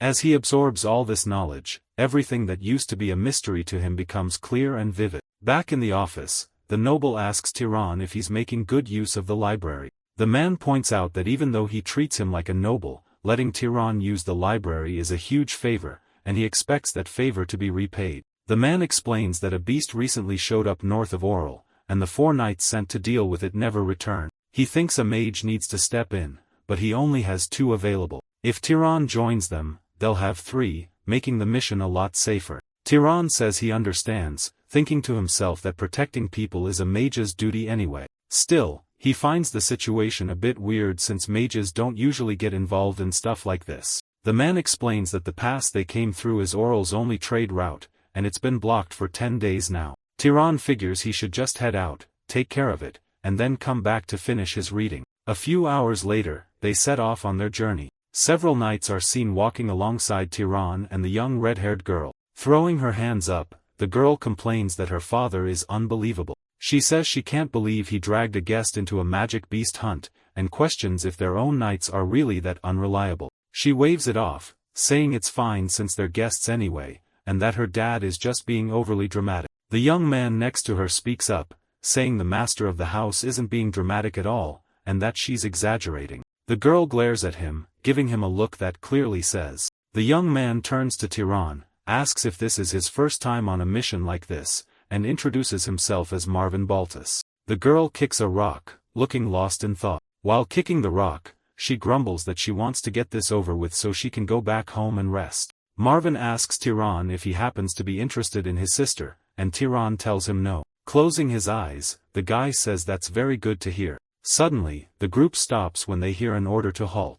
Right ahead, the wreckage of a carriage is scattered across the ground. 2 knights inspect the wreckage, and one points out that the pieces are scattered along the northern road, meaning the carriage was likely attacked on its way down. Putting his hand to his chin, Tiran thinks the whole setup is incredibly strange. There's even a distinct handprint left on the wreckage. One of the knights spots the print and points it out to the others. The girl doesn't quite get what happened, so Tiran points directly to the handprint. Tiran says it looks like the attackers ambushed the merchants and then retreated into the forest so they should track their trail. The girl, who can barely use the magic she was born with, says she forgot how to do that anyway, and asks Marvin if the plan is bad. Tiran tells them he's going to go check out the tracks. The girl asks if he used to be a scout, but Tiran just says he's used to tracking things. With that, he sniffs a piece of cloth from the carriage. His eyes widen as he senses something highly unusual. Tiran can actually see the trail of the scent drifting through the air. Tiran points ahead, letting them know the trail goes this way.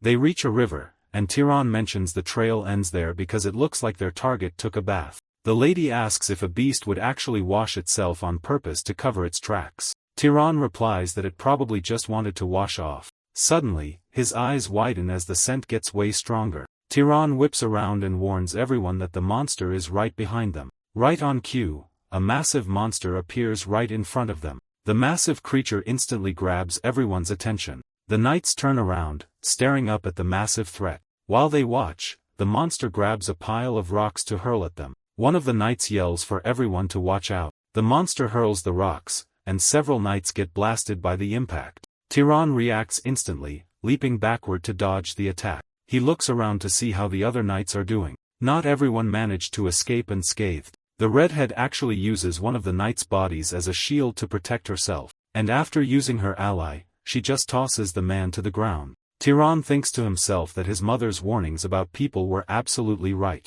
The lady orders the remaining knights to charge the monster immediately. The warriors follow her orders and charge right at the creature. She tells them to go after it, but one of the knights warns that the monster moves way too fast. Meanwhile, Tiran lines up his shot at the target. The leader of the group yells at everyone to move faster. Suddenly, a projectile whizzes right past the lady's face. She stops dead in her tracks, realizing an attack was just fired from behind her. All the knights freeze in their tracks as a beam of blue light cuts through the air right between them. The blast is fired with so much force that it tears right through the rocks, hitting the monster dead on. Shocked, the knights and the lady look back to see who could have pulled off such an incredible shot. And that's when they see it was Tiran who fired the shot. Tiran looks up, clearly not happy about the situation. The group notices that Tiran's attack completely took the creature down. Giving the monster no time to recover, Azella gets ready for the final blow. She starts summoning intense flames that swirl around her arm.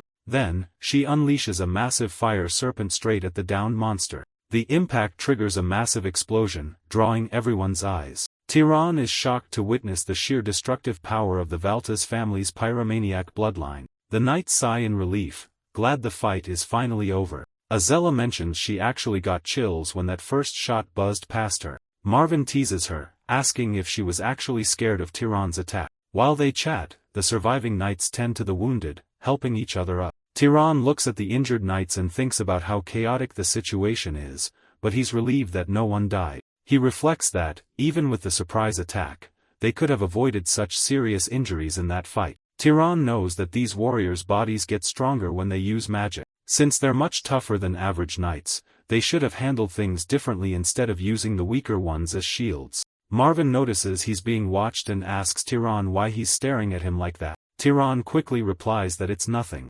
Azella tells them to focus on what actually matters and calls Tiran over to absorb the monster's mana. Right after, the three of them stand before the defeated creature. Tiran wastes no time and begins absorbing the mana. He recalls what he read in his books, confirming that even when multiple people absorb mana at the same time, the power boost they get doesn't decrease. Meanwhile, Azella and Marvin stop absorbing and complain that they've already hit their growth limit. Azella watches Tiran and comments that she finally understands why he came along, since his mastery matches her own. They even feel a bit intimidated thinking about how Tiran is a noble who hasn't even hit his growth limit yet. Once the three of them finish absorbing the mana, everyone heads back to House Valtas. On the way, Marvin praises Tiran, saying they wouldn't have even found the monster without his help. Tiran says it's no big deal and regrets not figuring out how the creature worked sooner. He's talking about the monster's detection skills, leaving Marvin confused by the comment. Tiran explains that the skills awakened by monsters vary depending on their physical traits.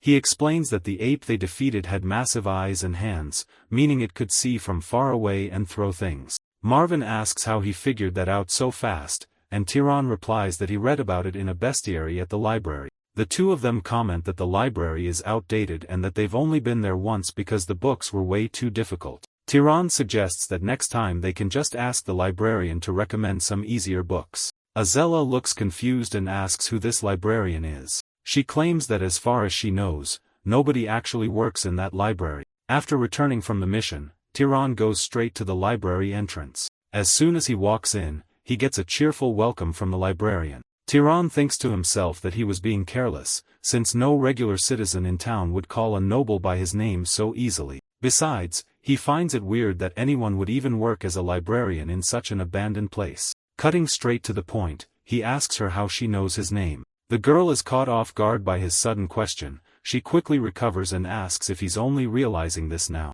Tyron admits he is, and she explains that she found out his name by looking at his license. She adds that nothing around the library escapes her notice. Tyron then asks what he should call her from now on. The girl replies that she doesn't have a name and says he can call her whatever he wants. She jokingly suggests calling her sweetheart, but Tyron immediately shuts her down and decides to just call her librarian. She finds his sudden politeness weird, pointing out that he spent the last few days ordering her around to do all sorts of things. Tyron denies acting that way, and asks her to step back a bit, since her being so close makes him uncomfortable. As she floats in the air, she explains that she isn't human, but rather something like a spirit. She explains that when a soul inhabits a living body, it becomes a living spirit. When it inhabits something dead, it becomes a dead spirit. But if it inhabits something that is neither alive nor dead, it simply becomes a spirit. She explains that she's actually the library itself, and that she only took this physical form based on Tyron's personal taste to make chatting easier.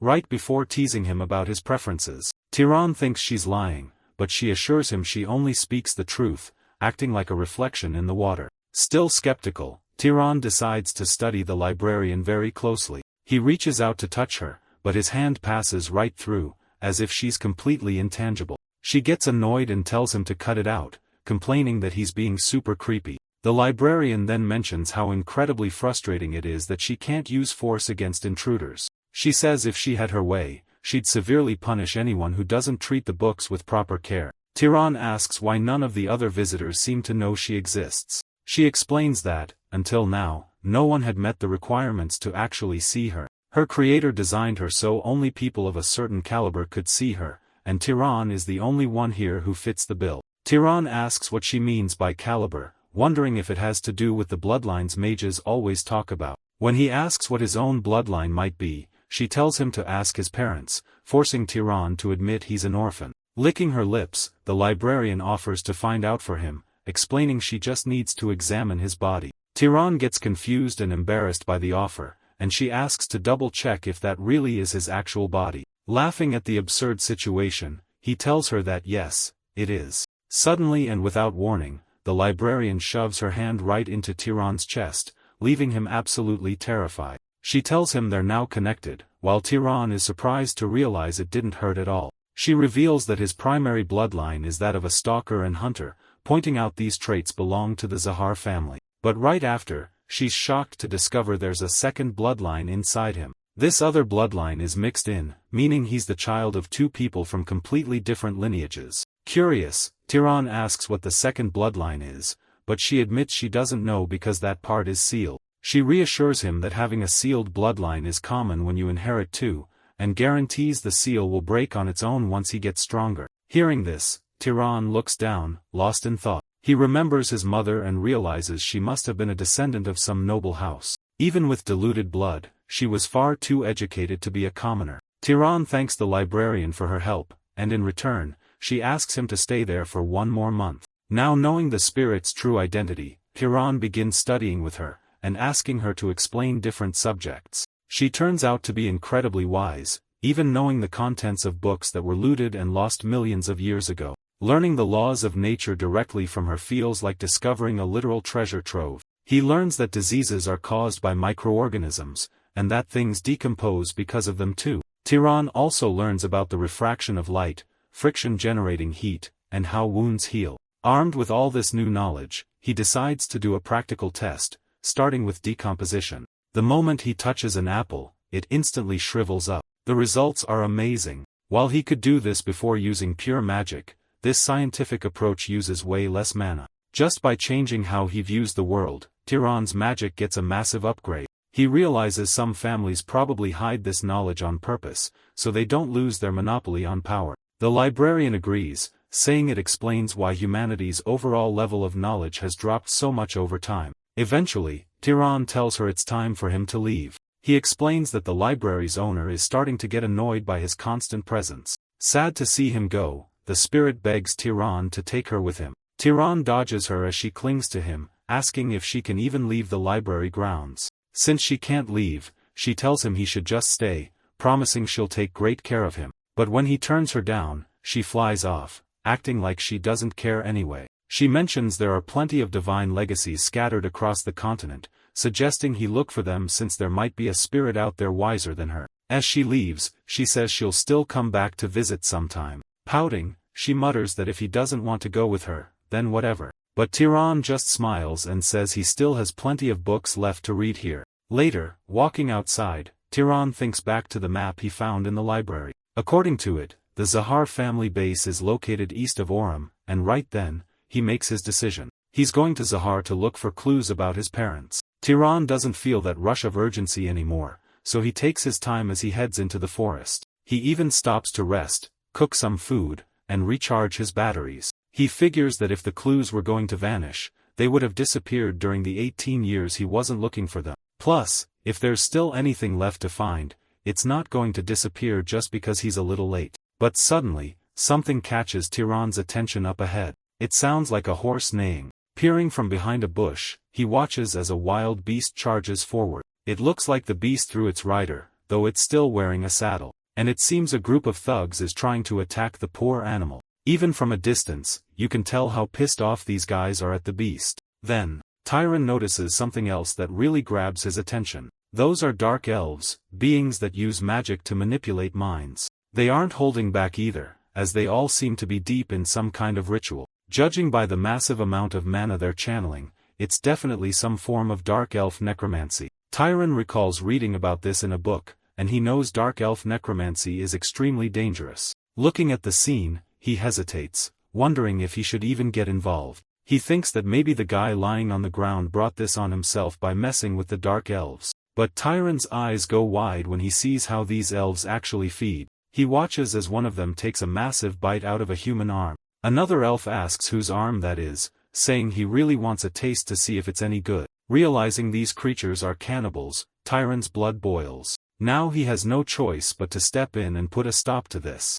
After using his stealth skill to watch the elves finish eating, he decides to make his move. Tyron's attack is so devastating that the elves, totally focused on their food, don't even see it coming. The elf who wanted a bite of the arm is left completely confused as to why his buddy just suddenly vanished. In an instant, his appetite disappears, because all that's left of his partner is a massive puddle of blood on the ground. Though terrified, the elf thinks it serves him right for not sharing the arm. Right now, his only goal is to buy enough time to run away. But Tyron isn't about to give him that chance, immediately firing a barrage of razor-sharp stone shards at him. In the middle of the chaos, even their horned goat monster gets caught in the crossfire. The elf can't comprehend why his own beasts are abandoning him instead of staying to protect him. The elf's beasts seem completely out of control. The rain of rocks is so intense that there's absolutely no way to dodge. No matter which way they try to move, the enemies just keep getting pelted. The evil elf figures this must be some kind of stealth magic.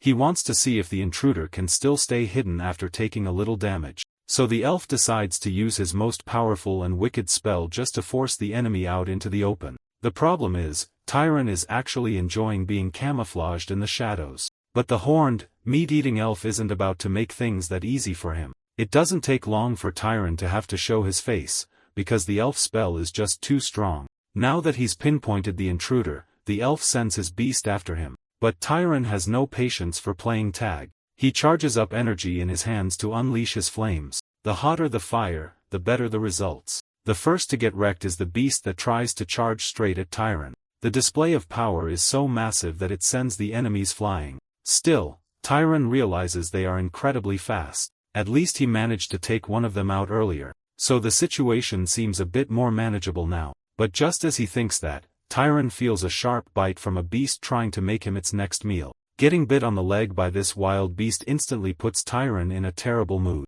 He gets so angry that he forcefully shoves the creature away. But as soon as he turns around, he's face to face with a wild buffalo. The beast is incredibly fierce and slams Tyron hard against a tree. After taking the horn strike and crashing into the trunk, Tyron curls up in pain and starts coughing. Things are looking pretty bad and he's clearly outnumbered. The surviving elf is thrilled, since that damn human had the nerve to take out his partner. But the elf's joy is cut short when a horse's hoof strikes him right in the face. The horse doesn't stop at just one hit, keeping up the stomps to make sure the attack really lands. While the elf gets trampled and screams at the other beasts for help, the buffalo and the fox just stand there watching. Right after, the other beasts jump into the fray and start biting the horse. As soon as he manages to free himself from the horse, the elf swears that everyone is going to pay for this humiliation. Suddenly, something flashes by so fast that the elf doesn't even see it coming. The elf is hit with pinpoint precision. He stands absolutely zero chance of escaping once he runs right into Tyron in the middle of the woods. The horse does its part too, kicking away all the beasts trying to bite it. Tyron is glad the horse can defend itself, but the poor animal can barely stand from all the pain. Tyron tries his best to push through the exhaustion and his own injuries. The pain in his body is so unbearable that for a second he thinks he might not make it. But it looks like the four-legged animal has something to offer the human who helped it. That's why the horse does everything it can to get Tyron's attention. Tyron realizes the horse wants to thank him for saving both its life and its master's. After a long time, the horse's owner finally starts to wake up. He looks around, completely confused by his surroundings since he doesn't recognize where he is. He panics a bit when he sees the campfire, which makes sense considering he was just traumatized by cannibals. But he calms down quickly once he realizes it's just Tyron sitting quietly in front of him. Seeing that he's awake, Tyron asks if he's feeling any better. Still a bit dazed, the man asks who Tyron is. To keep it short, Tyron explains that he saw him being attacked by dark elves and decided to step in and help. The horse nods its head, almost as if it's confirming every word Tyron says. Tyron is impressed by how smart the animal is, noting how it seems to understand everything and is incredibly protective of its master. The blonde man thanks Tyron for saving his life and introduces himself, mentioning which noble family he belongs to. Tyron wants to know more about the dark elves, so he asks if there are any others nearby. The man explains that he was traveling with his servants when they were suddenly ambushed, leaving them with absolutely no way to defend themselves. He mentions that he'd heard stories about rare, savage races before, but he never imagined they would be this dangerous. Looking at his horse, he starts to tear up, remembering how the poor animal was almost eaten alive. He apologizes for crying, explaining that the people he lost in the attack were very important to him. Tyron asks if the people who died were his family members. As they talk, Tyron realizes that this man is genuinely a good person. Tyron tells him that he fought 2 elves and took them both out, so he doubts there are any left in the forest. Even so, Tyron wants to make absolutely sure, so he uses his scouting skill. This power allows him to see over incredibly long distances. After thoroughly scanning the entire area, he confirms that there are indeed no other dark elves around. The man then asks Tyron if he has any urgent plans at the moment. When he hears that Tyron is just traveling, the blonde man asks if he's the son of some great noble family. Tyron tries to downplay it, explaining that he isn't actually as strong as he looks. He explains that he took the first elf by surprise, and had a really hard time defeating the second one. Tyron makes it clear that he only managed to win that fight thanks to the red horse's help. The two of them continue chatting casually as equals. Still, Tyron thinks to himself that he would have been even weaker if he hadn't absorbed the mana from those dark elves. Meanwhile, the man watches Tyron, wondering if he really has the raw level to face 2 necromancers on his own. He figures the young man must have an incredible fighting style or comes from a very special bloodline. He also can't understand why someone so talented would be traveling completely alone. So he suggests that if Tyron doesn't have a specific destination in mind, he should join his family. Looking at Tyron, the man plans to make him a custom magic artifact as a thank you gift. They decide the best thing to do next is bury the bodies of the people who died fighting the necromancers. Once the job is done, the blonde man looks incredibly sad and mentions that he wishes he could send the bodies back to their families. After that, he turns to Tyron and thanks him once again for all his help and support. The noble remarks that seeing a man of his standing crying over his subordinates must look pretty pathetic, but he believes that those who die in an honorable battle go to a heavenly palace to live among the gods. He adds that if being strong means not grieving the loss of his people, then he'd rather never be strong. Tyron replies that he doesn't see that as weakness at all, but rather as true kindness. The knight says that since they've already decided to travel together, they can talk more casually.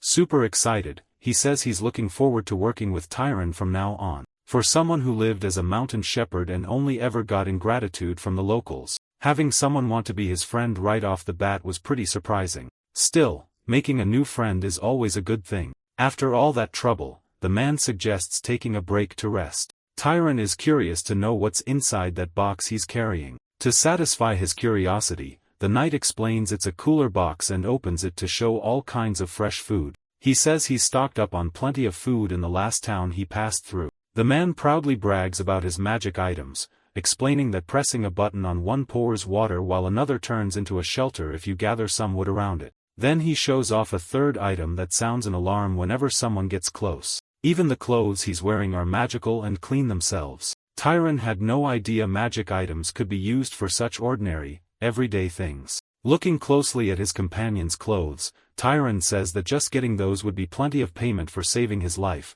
but the man says that's way too little and promises to give him something much better once they get to his house. He promises that even if the elders say no, he'll find a way to make it happen. His companion then asks if this is really Tyron's first time traveling, saying he lost count of how many types of magic he saw him use along the way. He lists them off: animal taming, freezing, levitation, liquid control, physical enhancement, light magic, terrain restriction, and even summoning lightning. For Tyron, using all of that was as natural as breathing.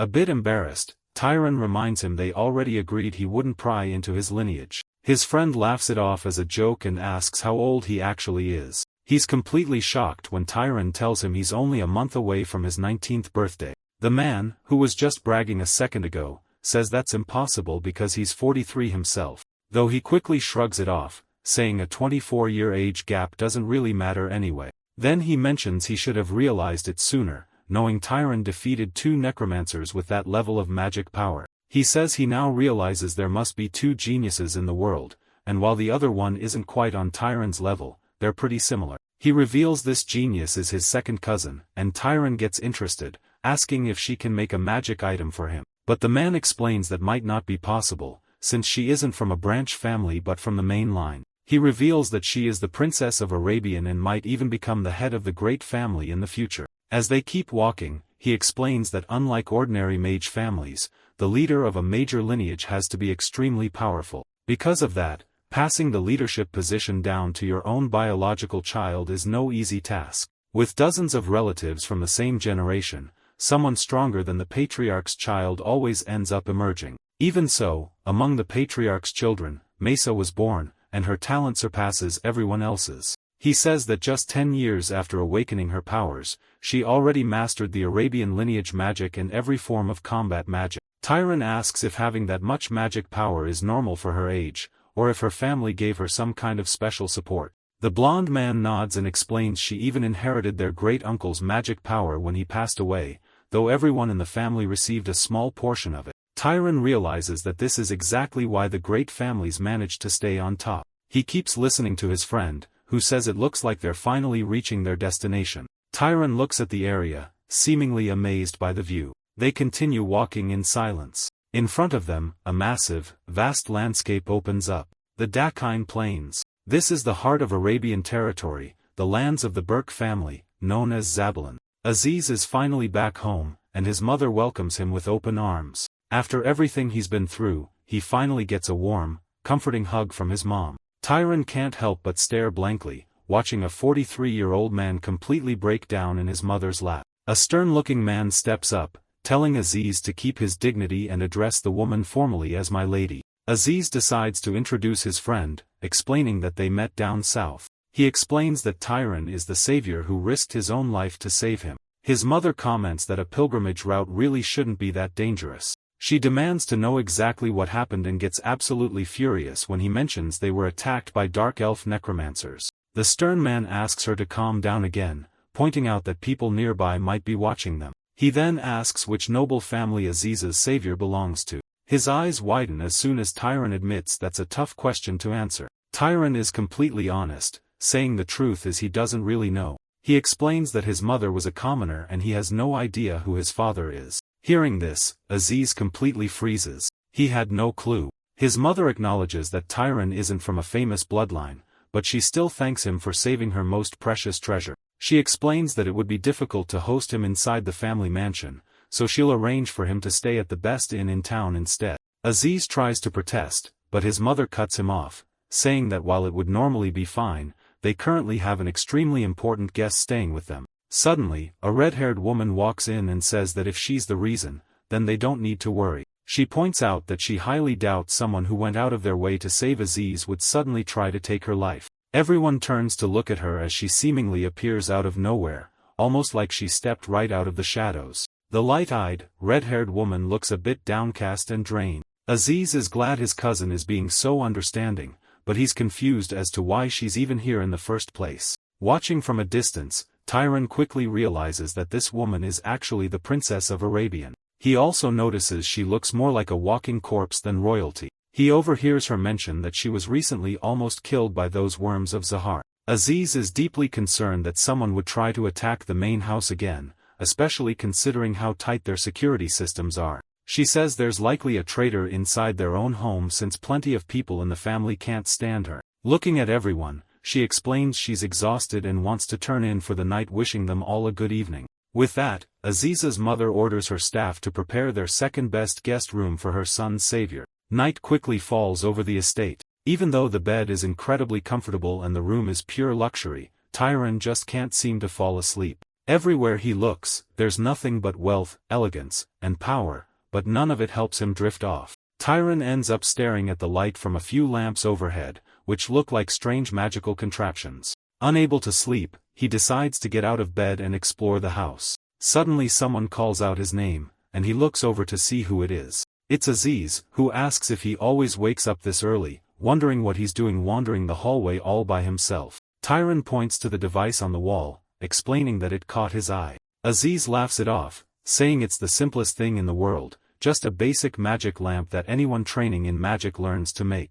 But suddenly, a bright flash of light from outside catches their attention. Despite the sudden flash, Tyron stays completely calm and keeps his guard up. Aziz explains that his cousin must be training, mentioning she's always been incredibly dedicated. Tyron asks if that's her lineage magic, and Aziz nods, confirming it's the storm lineage. Aziz says he's never hated his own bloodline, but seeing this actually makes him a bit jealous, since his cousin looks like a literal god right now. Tyron gets curious about just how strong the next heir of the Arabian family really is. Aziz looks over at Tyron and asks if he wants to see her power up close. He adds that he's really curious to see how Tyron's strength compares to his cousin's. Aziz admits he sparred with Mesa a few years ago, and he's still bitter about how that went down. So, the two of them head over to the training grounds to see just how terrifying she can be. As soon as they call out to her, Mesa turns around with a look of pure annoyance. Not at all bothered by the interruption, she demands to know who the guy her cousin brought along is. Aziz introduces him as Tyron, immediately realizing she already suspects why they're dropping by. He explains they just want to watch her practice her magic, and maybe join in for a bit. Mesa brings up how it took Aziz a whole week to pull off a spell she mastered in just 2 tries. She says she still remembers the outcome of that old match perfectly. Hearing that his friend ran off crying from that training session, Tyron can't help but laugh. Aziz defends himself, saying things are different now because Tyron is one of the most talented mages he's ever seen. Then, he suggests the two of them have a little sparring match to spice things up. Mesa thinks it's ridiculous for her cousin to even suggest she fight this guy. Tyron just watches her quietly, showing no sign of arrogance. She glares at Tyron, clearly wanting to show him how insignificant he is compared to her. Tyron doesn't react, and simply looks up at the sky. He sees the sky completely lit up by the energy radiating from Mesa. Before long that massive power starts overflowing from her body. It's obvious she's furious about being interrupted during her practice. To teach them a lesson, Mesa blasts a massive jolt of electricity straight at Tyron. Tyron takes the hit directly, even though it hurts like crazy. After a moment, the attack stops, and the sky begins to clear up again. Tyron is shaking badly, but he stays on his feet and actually finds the whole experience pretty interesting. Even though he's drenched in sweat, he manages to withstand the full impact of the blast. As he tries to catch his breath, Tyron notices Mesa staring at him with a strange look. She scoffs, saying it's a joke to even call a fight between them a real match. Tyron is annoyed to hear Mesa claim he isn't even on her level. Aziz steps in, explaining that while Tyron has less raw mana, his ability to copy and learn new spells on the fly is terrifying. He insists that Tyron is a magic genius, and that even Mesa wouldn't be able to keep up with him. Hearing all this praise directed at Tyron, she decides to accept the challenge once and for all. Tyron proposes a challenge.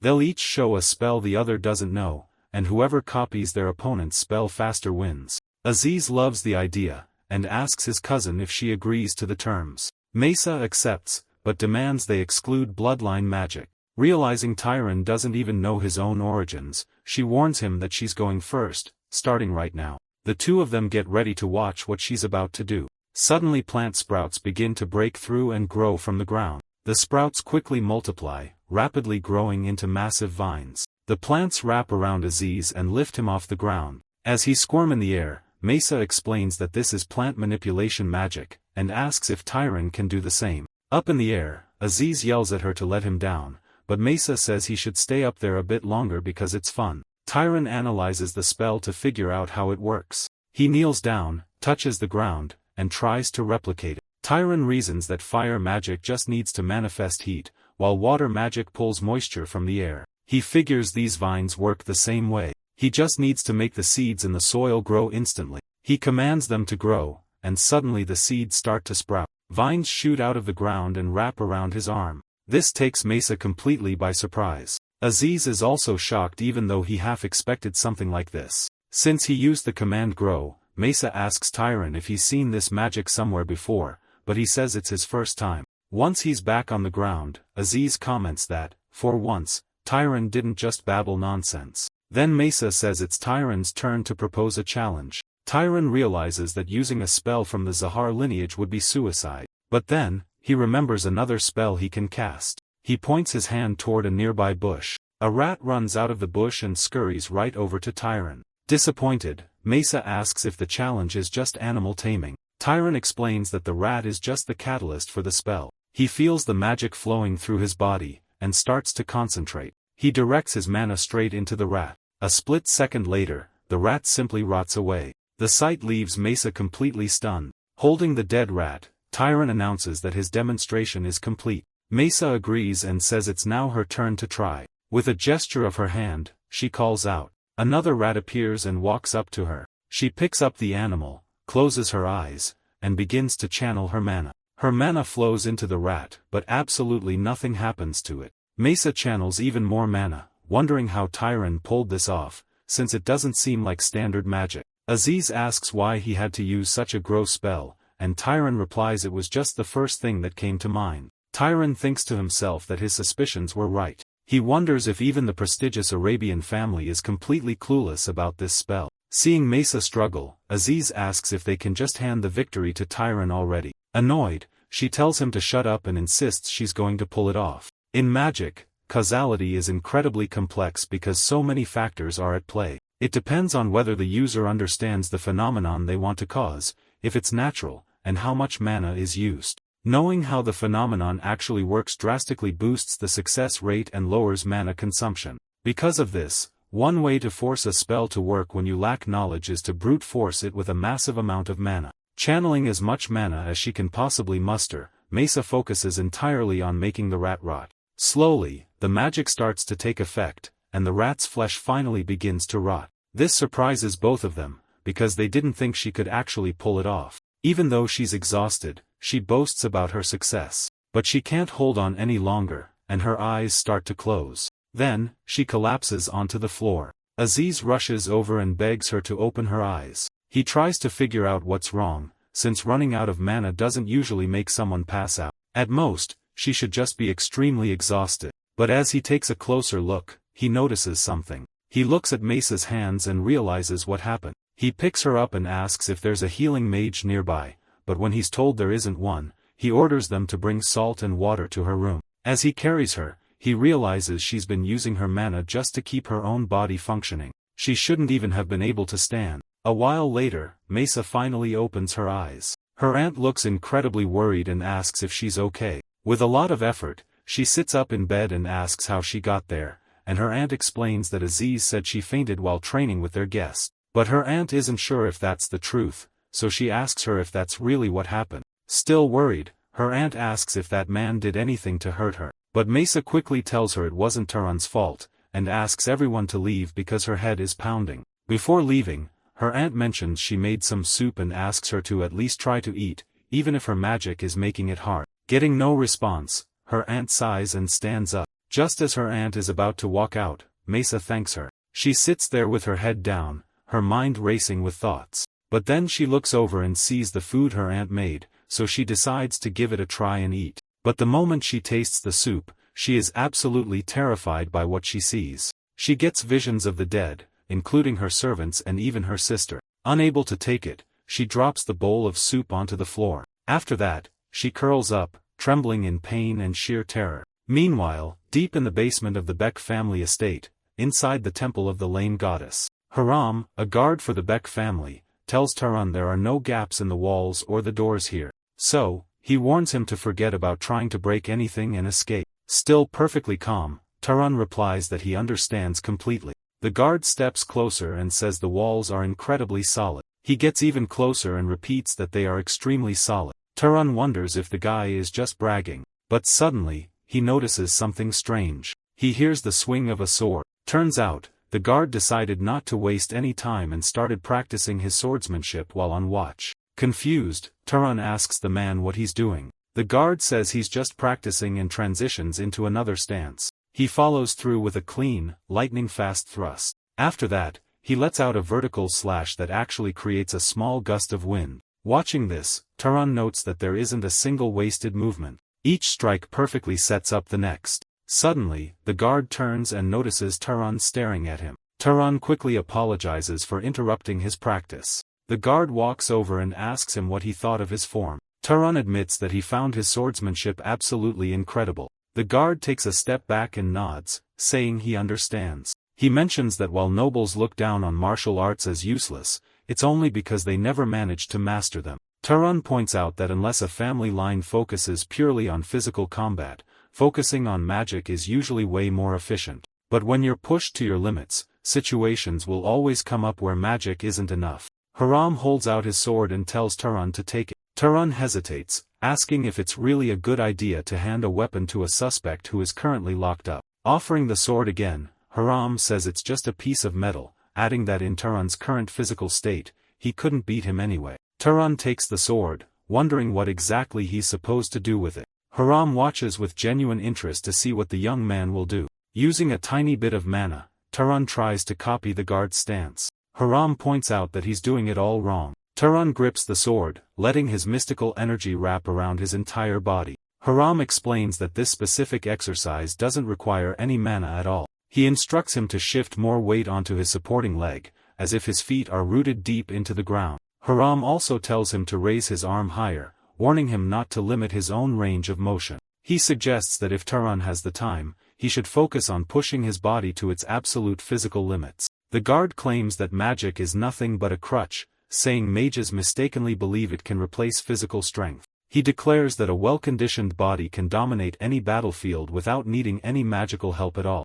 Suddenly, Taran hears a noise and looks over to see what's going on. Just then, a young woman enters the room. The leader calls her out, saying it's highly disrespectful to behave like that toward their benefactor. Taran steps in, saying he's glad to see she's recovered, and apologizes, feeling like his own behavior as a guest was out of line. The young woman says Mesa wants to apologize to Taran and asks if he has a moment. In another room, Mesa explains she heard he was kept locked up in the temple because of her, and sincerely apologizes for the trouble. Taran replies that it was a necessary precaution, and says her safety is the only thing that matters. She mentions that the spell he used yesterday to decompose the beasts used an incantation in a completely unknown language. Taran tells her that if she understands the basic principles behind it, she'll be able to use that magic too. She argues that without proper instruction, there's no way to prove it isn't actually language-based magic. She worries that if things end like this, her reputation will be ruined. So she proposes a deal.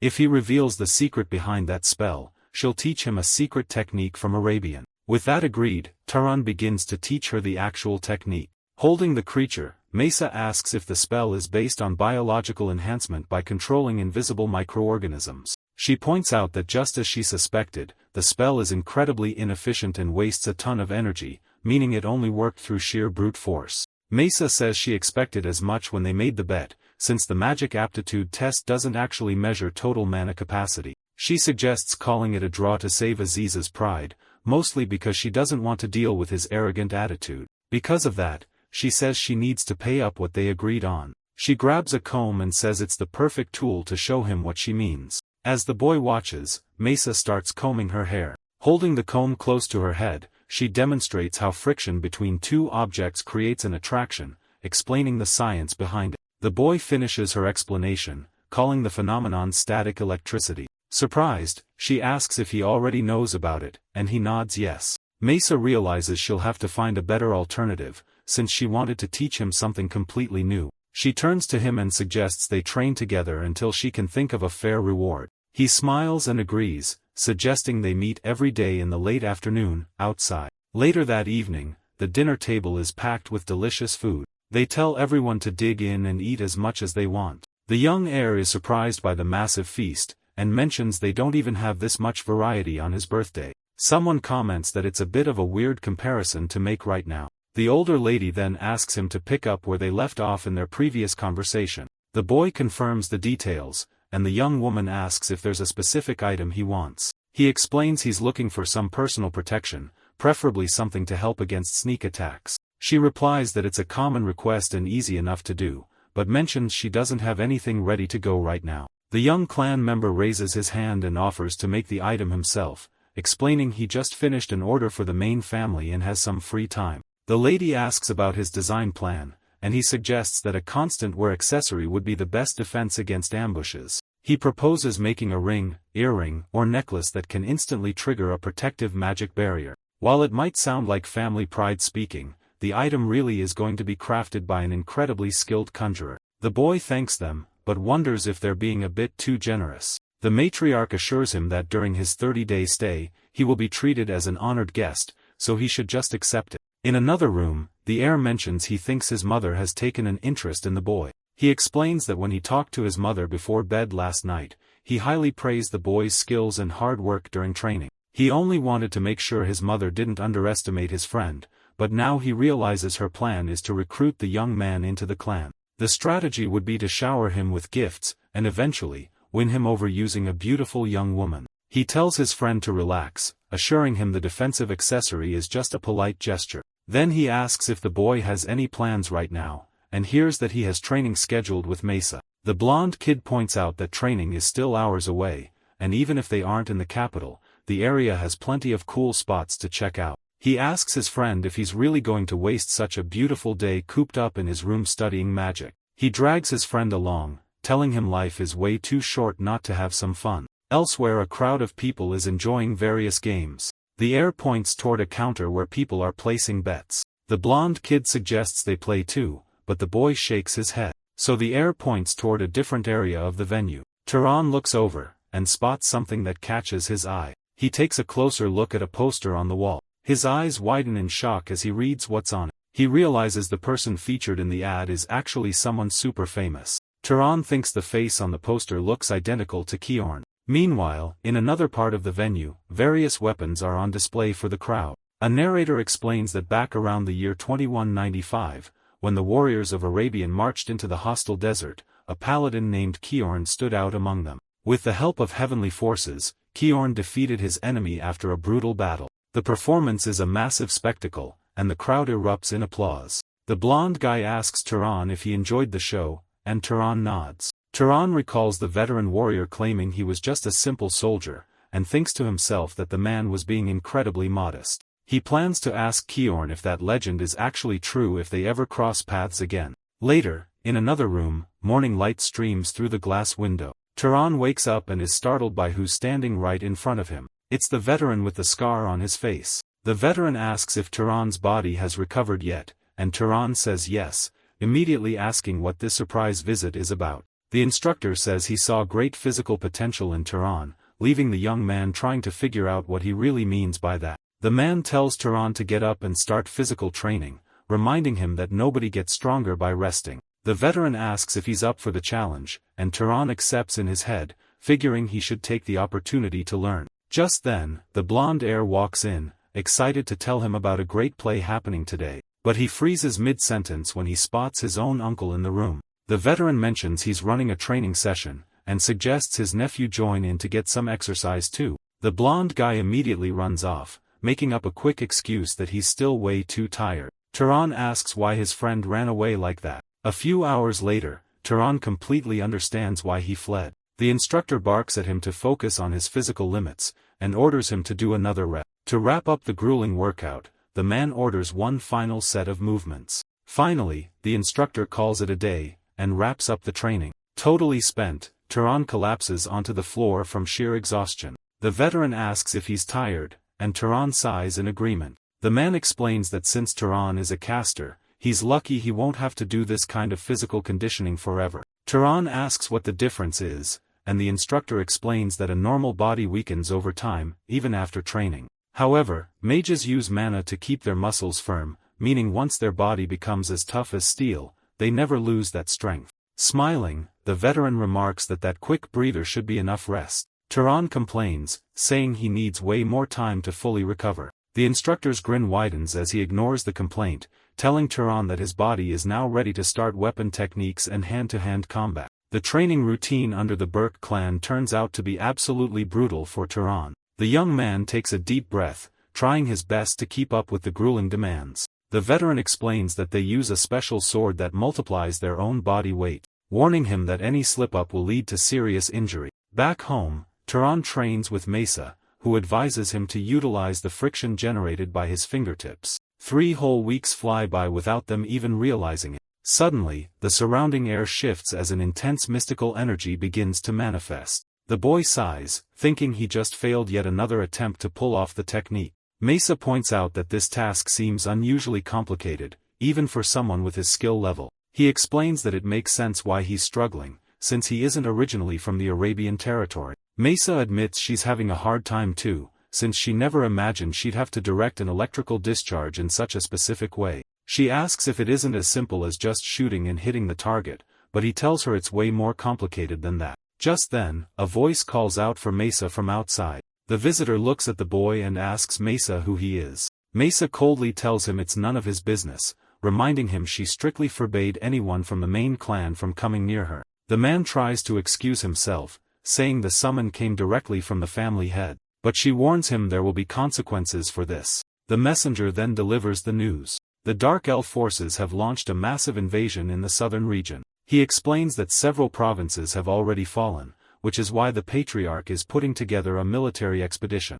The boy realizes the enemy has finally made their move. After hearing him out, Mesa tells the messenger she understands and will return to her family's land soon. With everything going on, she figures it's time to say goodbye to the friends she's made. She also feels she needs to pay them back for using that disgusting decomposition magic. She looks up at the sky, as if offering a prayer to some god. Then she looks at the boy and asks if he knows that electricity was once part of the human body too. This piece of information leaves him deeply lost in thought. Mesa smiles and says there's no way he could have known, since it's a closely guarded secret of her lineage. She tells him they can consider his debt settled now that she's taught him properly. She goes on to explain that whenever a person sees or feels something, the body sends a tiny electrical signal to the brain. She explains that this signal goes from the eyes to the brain for sight and from the nose to the brain for smell. Hearing her explanation makes the boy eager to try out the power for himself. To him, it feels like he just needs to observe something as simple as the flapping of a butterfly's wings.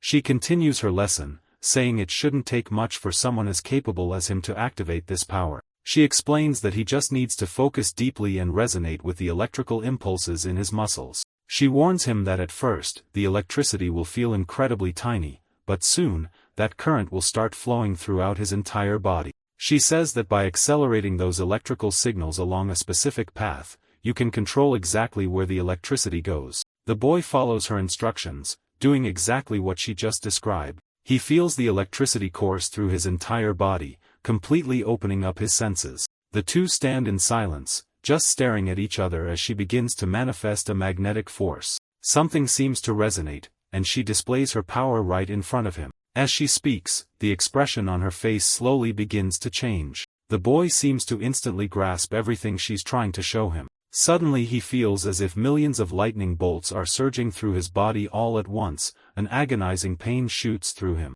Mesa smiles, knowing he's succeeded, and explains that the pain is just because he recklessly unleashed his mana. She warns him that the headaches will make it hard to adjust at first, but once he gets the hang of it, he'll be able to keep the power active for a long time. Even though Turan is grateful for the lesson, he feels like what he gave her in return is nothing compared to how amazing this power is. Leaping up into the air, she tells him to just look at it as an incentive, a sort of investment. She jokes that if he ends up learning even more incredible magic in the future, she's going to come back and collect. Turan stands there watching her fly away, hearing her voice fade into the distance as she yells that she'll charge him for every single detail. Meanwhile, an eagle soars rapidly through the sky. From the bird's eye view, it looks like military forces are gathering down below. That is the city of Morgan, the heart of the Dakine Plains. The combat forces serving Arabian are widely admired for all their glory. This is just a departure ceremony to go hunt dark elves, but it looks like a full-blown victory parade.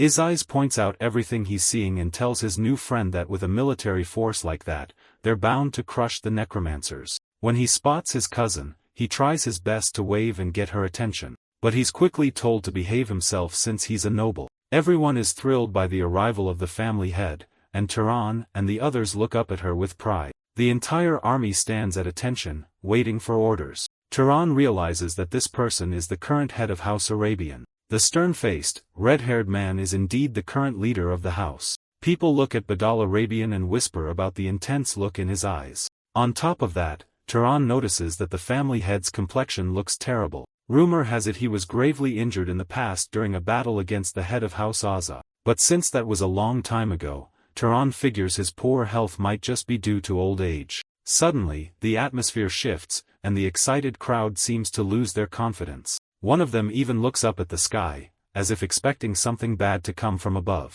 They notice the sky starting to darken all of a sudden. Then, the head of the house raises his hands, as if he's about to bless everyone there. His eyes change color, showing that he's channeling his power. Within seconds, he begins to control his power through the clouds and the sky. Turan sees the bright light as a symbol of Arabian strength and greatness. With that, the crowd cheers, calling on the Lord of Thunder to protect his descendants. Turan is amazed that, despite his weakened body, the man can still put on such a massive display of power. He easily blankets the land with thunder and lightning, demonstrating the absolute peak of human magic. Later on, Turan is handed an item meant to give his physical resistance a quick boost. Without even needing to inject mana, his resistance increases so much that it matches the level of nobles from the Guardian lineage. The young man handing it over warns him that it drains a lot of mana, so he shouldn't keep the item active for too long. Turan is incredibly grateful, realizing this is an amazing treasure.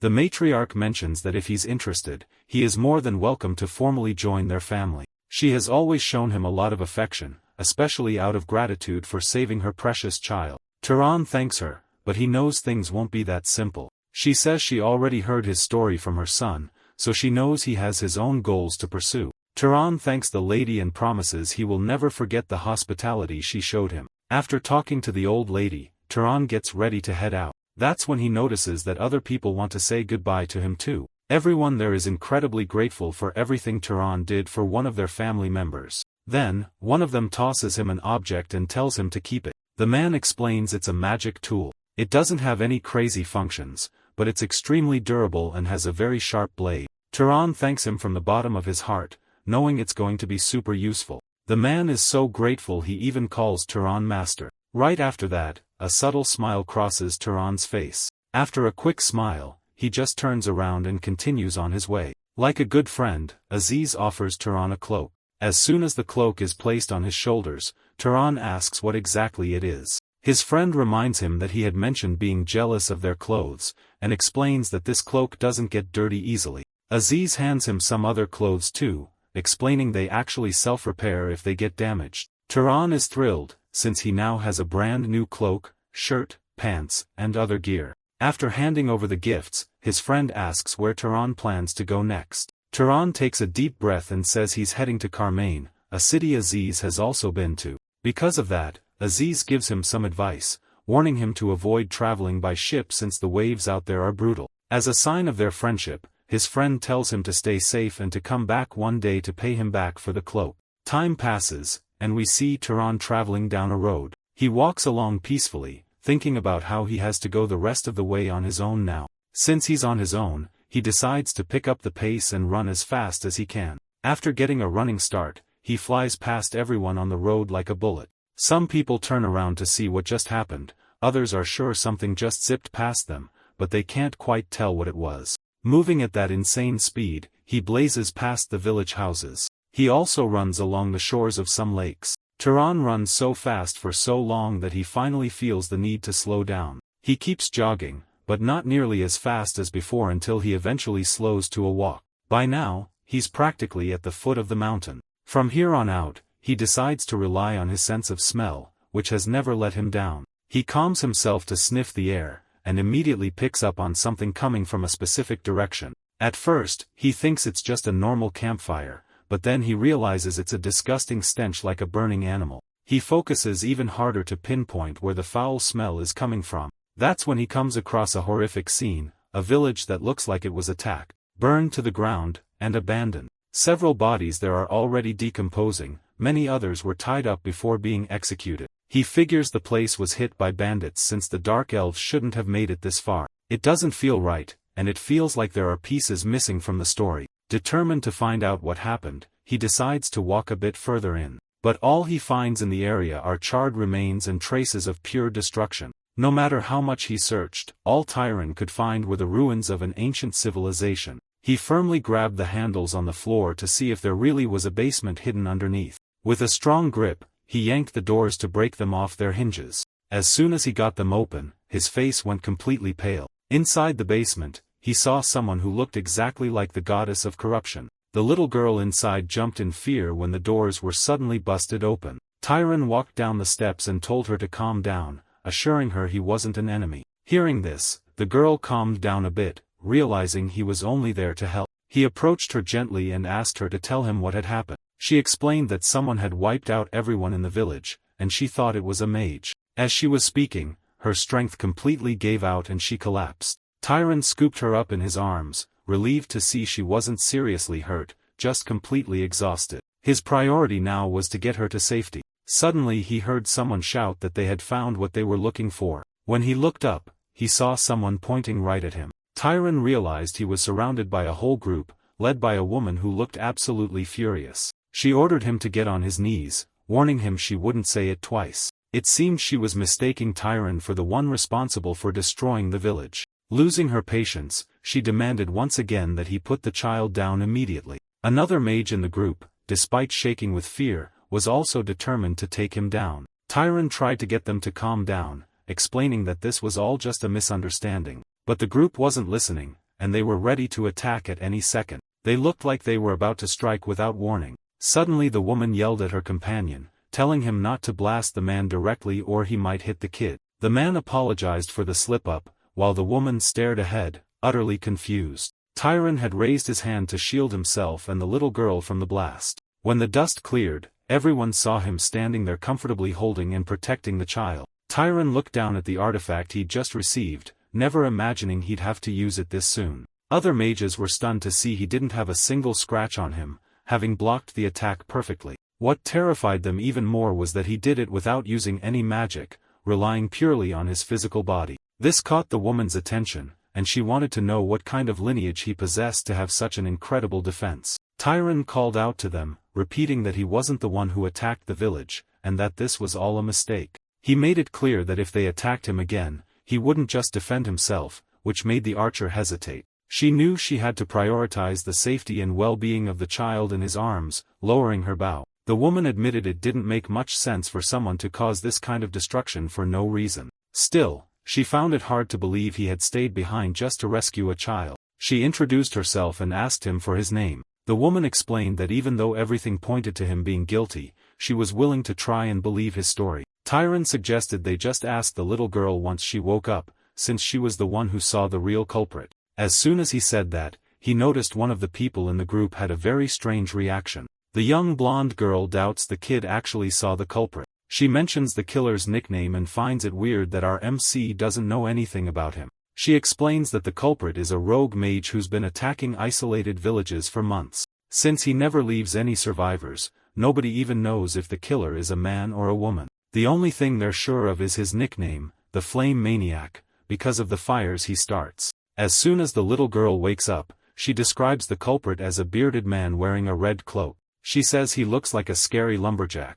This makes everyone uneasy, and the woman looks at our MC, realizing the description doesn't match him at all. The group then decides to apologize to him for their rude behavior earlier. This reminds our MC of an old noble friend of his who would also apologize whenever he made a mistake. The MC says he doesn't mind their suspicion, since the group's priority was just the child's safety. He then asks if they were planning to head to the city to capture the flame maniac. The blonde girl replies that now that they have a description, catching him will be way easier since they have a natural-born tracker in their group. Finding this interesting, the MC asks if they're from the Zahar family and what they're doing in a place like this. The blonde girl throws her hands up and explains that her name is Bisan Carmaine from the Carmaine family, and that she's from Abicha. She adds that her friends are from vassal families, and only Asha is a descendant of the Zahar family. Bisan explains that Asha's bloodline manifested weakly, which they call a primitive bloodline. She then asks if the MC would be willing to help them hunt down the flame maniac.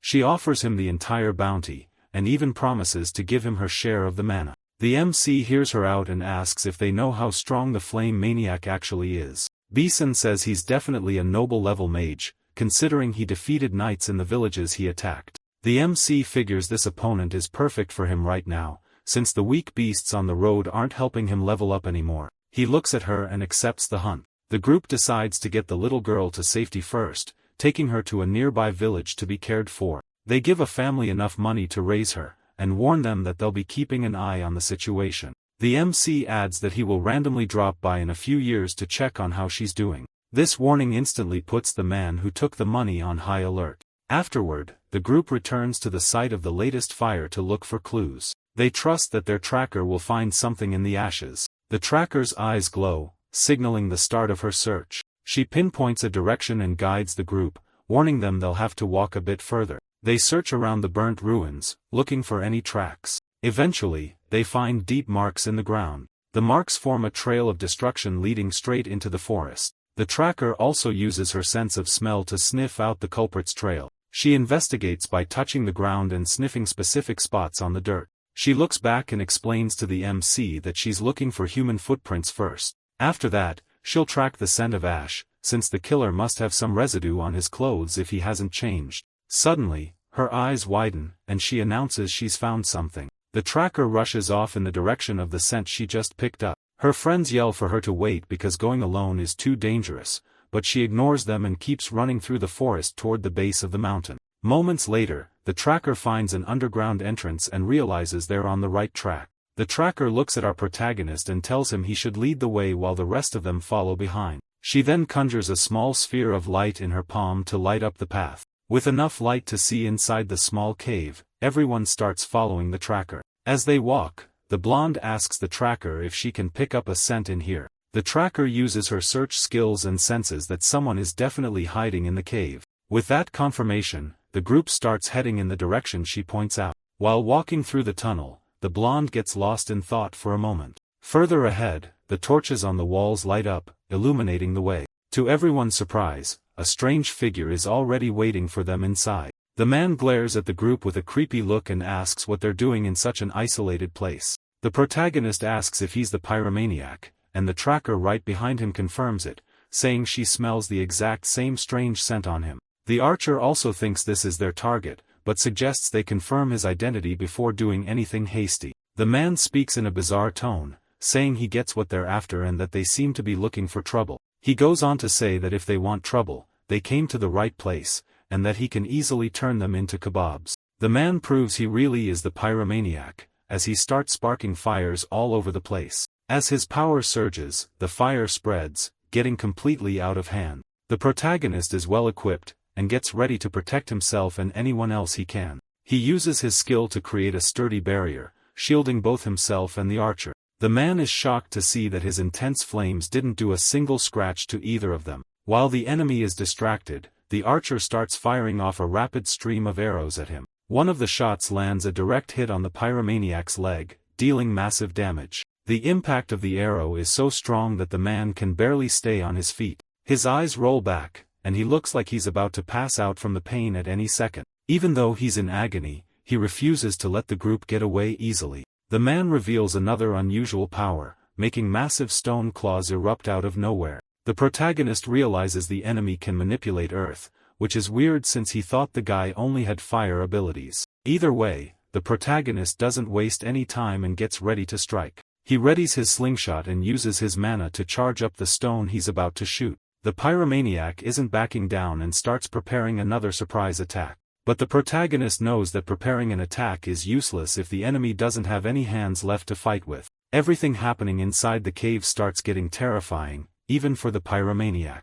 The protagonist reveals he learned a few tricks from a friend back in the last town he visited. Now he can channel electricity, making his slingshot shots even more lethal. The electric attack is so powerful that it makes the man's eyes roll back as he completely loses control. With the man defeated, one of his stone traps crumbles and collapses on top of one of the girls. The protagonist stays focused on wrapping up the fight and finishing off the criminal. The girl watches in awe, amazed at how easily the protagonist completely neutralized the threat. Now he's holding some strange seeds in his hands. Turan throws the seeds in his hand right onto the man. Right after that, the magic kicks in. It's a sealing spell that completely locks down the man's movement and vision. Turan approaches him with a sharp object and tells him to cooperate. The man looks like he wants to say something, but he still needs a little more persuasion. Turan holds the sharp blade right up to the man's beard, telling him to remember what he did and stay still. He warns him that if he releases any mana, he's dead on the spot.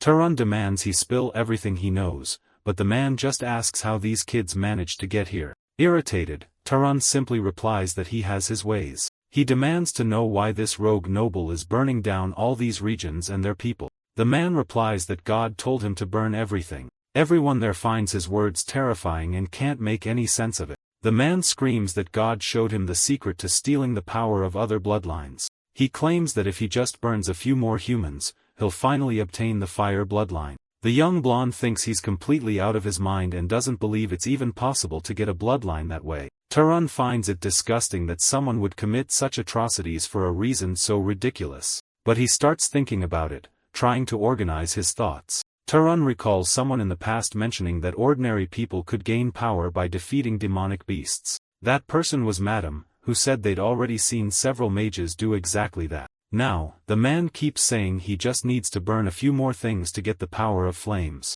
Turan realizes this might not just be the rambling of a lunatic and grabs his arm tightly. He thinks that maybe, just maybe, this man actually discovered the secret of this world. With one swift strike, Turan ends the man's life. The man's lifeless body hits the ground, unable to cause any more harm. One of the group members starts feeling sick, and Beeson asks him what's wrong. The guy replies that finishing off someone helpless like that felt more like a slaughter. Beeson tells him not to talk nonsense, reminding him that the man almost killed them all. She points out he had countless victims, and that even skinning him alive wouldn't have been enough punishment. In the background, Turan spots a notebook lying on the ground. He looks through it and is deeply troubled by what he sees. The notebook has records of every single village attacked, serving as proof of the man's crimes. But as he flips the page, Turan is shocked. The notebook contains formulas he's never seen before, and he wonders if these were also taught by the voice the man called God. Beeson calls out to Turan while he's busy analyzing the book.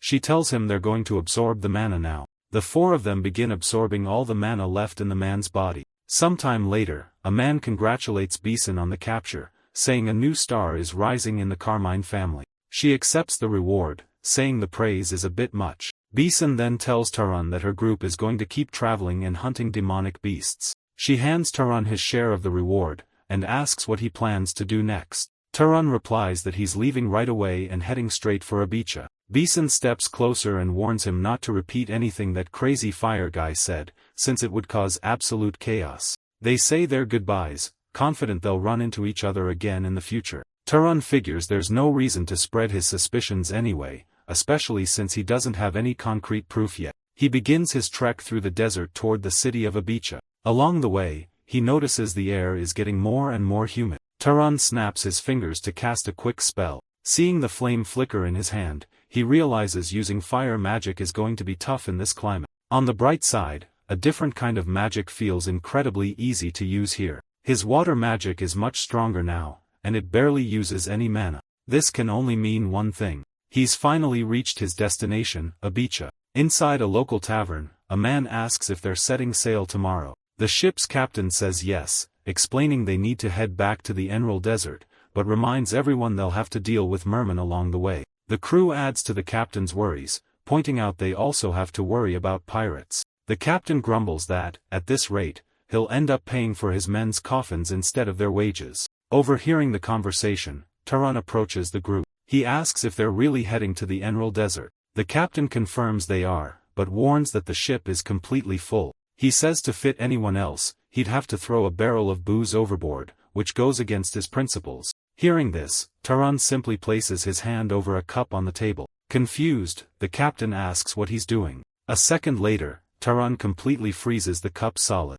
The captain is stunned, barely able to believe he's looking at a mage. Realizing he's a magic user, everyone at the table jumps up and starts sucking up to him. But Taran tells them to just act normal. The captain asks what he wants, and Taran explains he needs a ride to the Enroll Desert. He clarifies he doesn't want to go as a passenger, but rather has hired help to defend the ship against mermen and pirates. The captain explains his ship is pretty basic, and they can't afford a good salary or decent quarters for a night. Taran reassures him, saying the pay and conditions don't matter as long as he gets to Enroll. The captain practically jumps out of his seat with joy. He says it's a deal, and tells Taran he can join the crew immediately. As soon as they arrive at the docks, the captain welcomes Taran aboard his humble ship.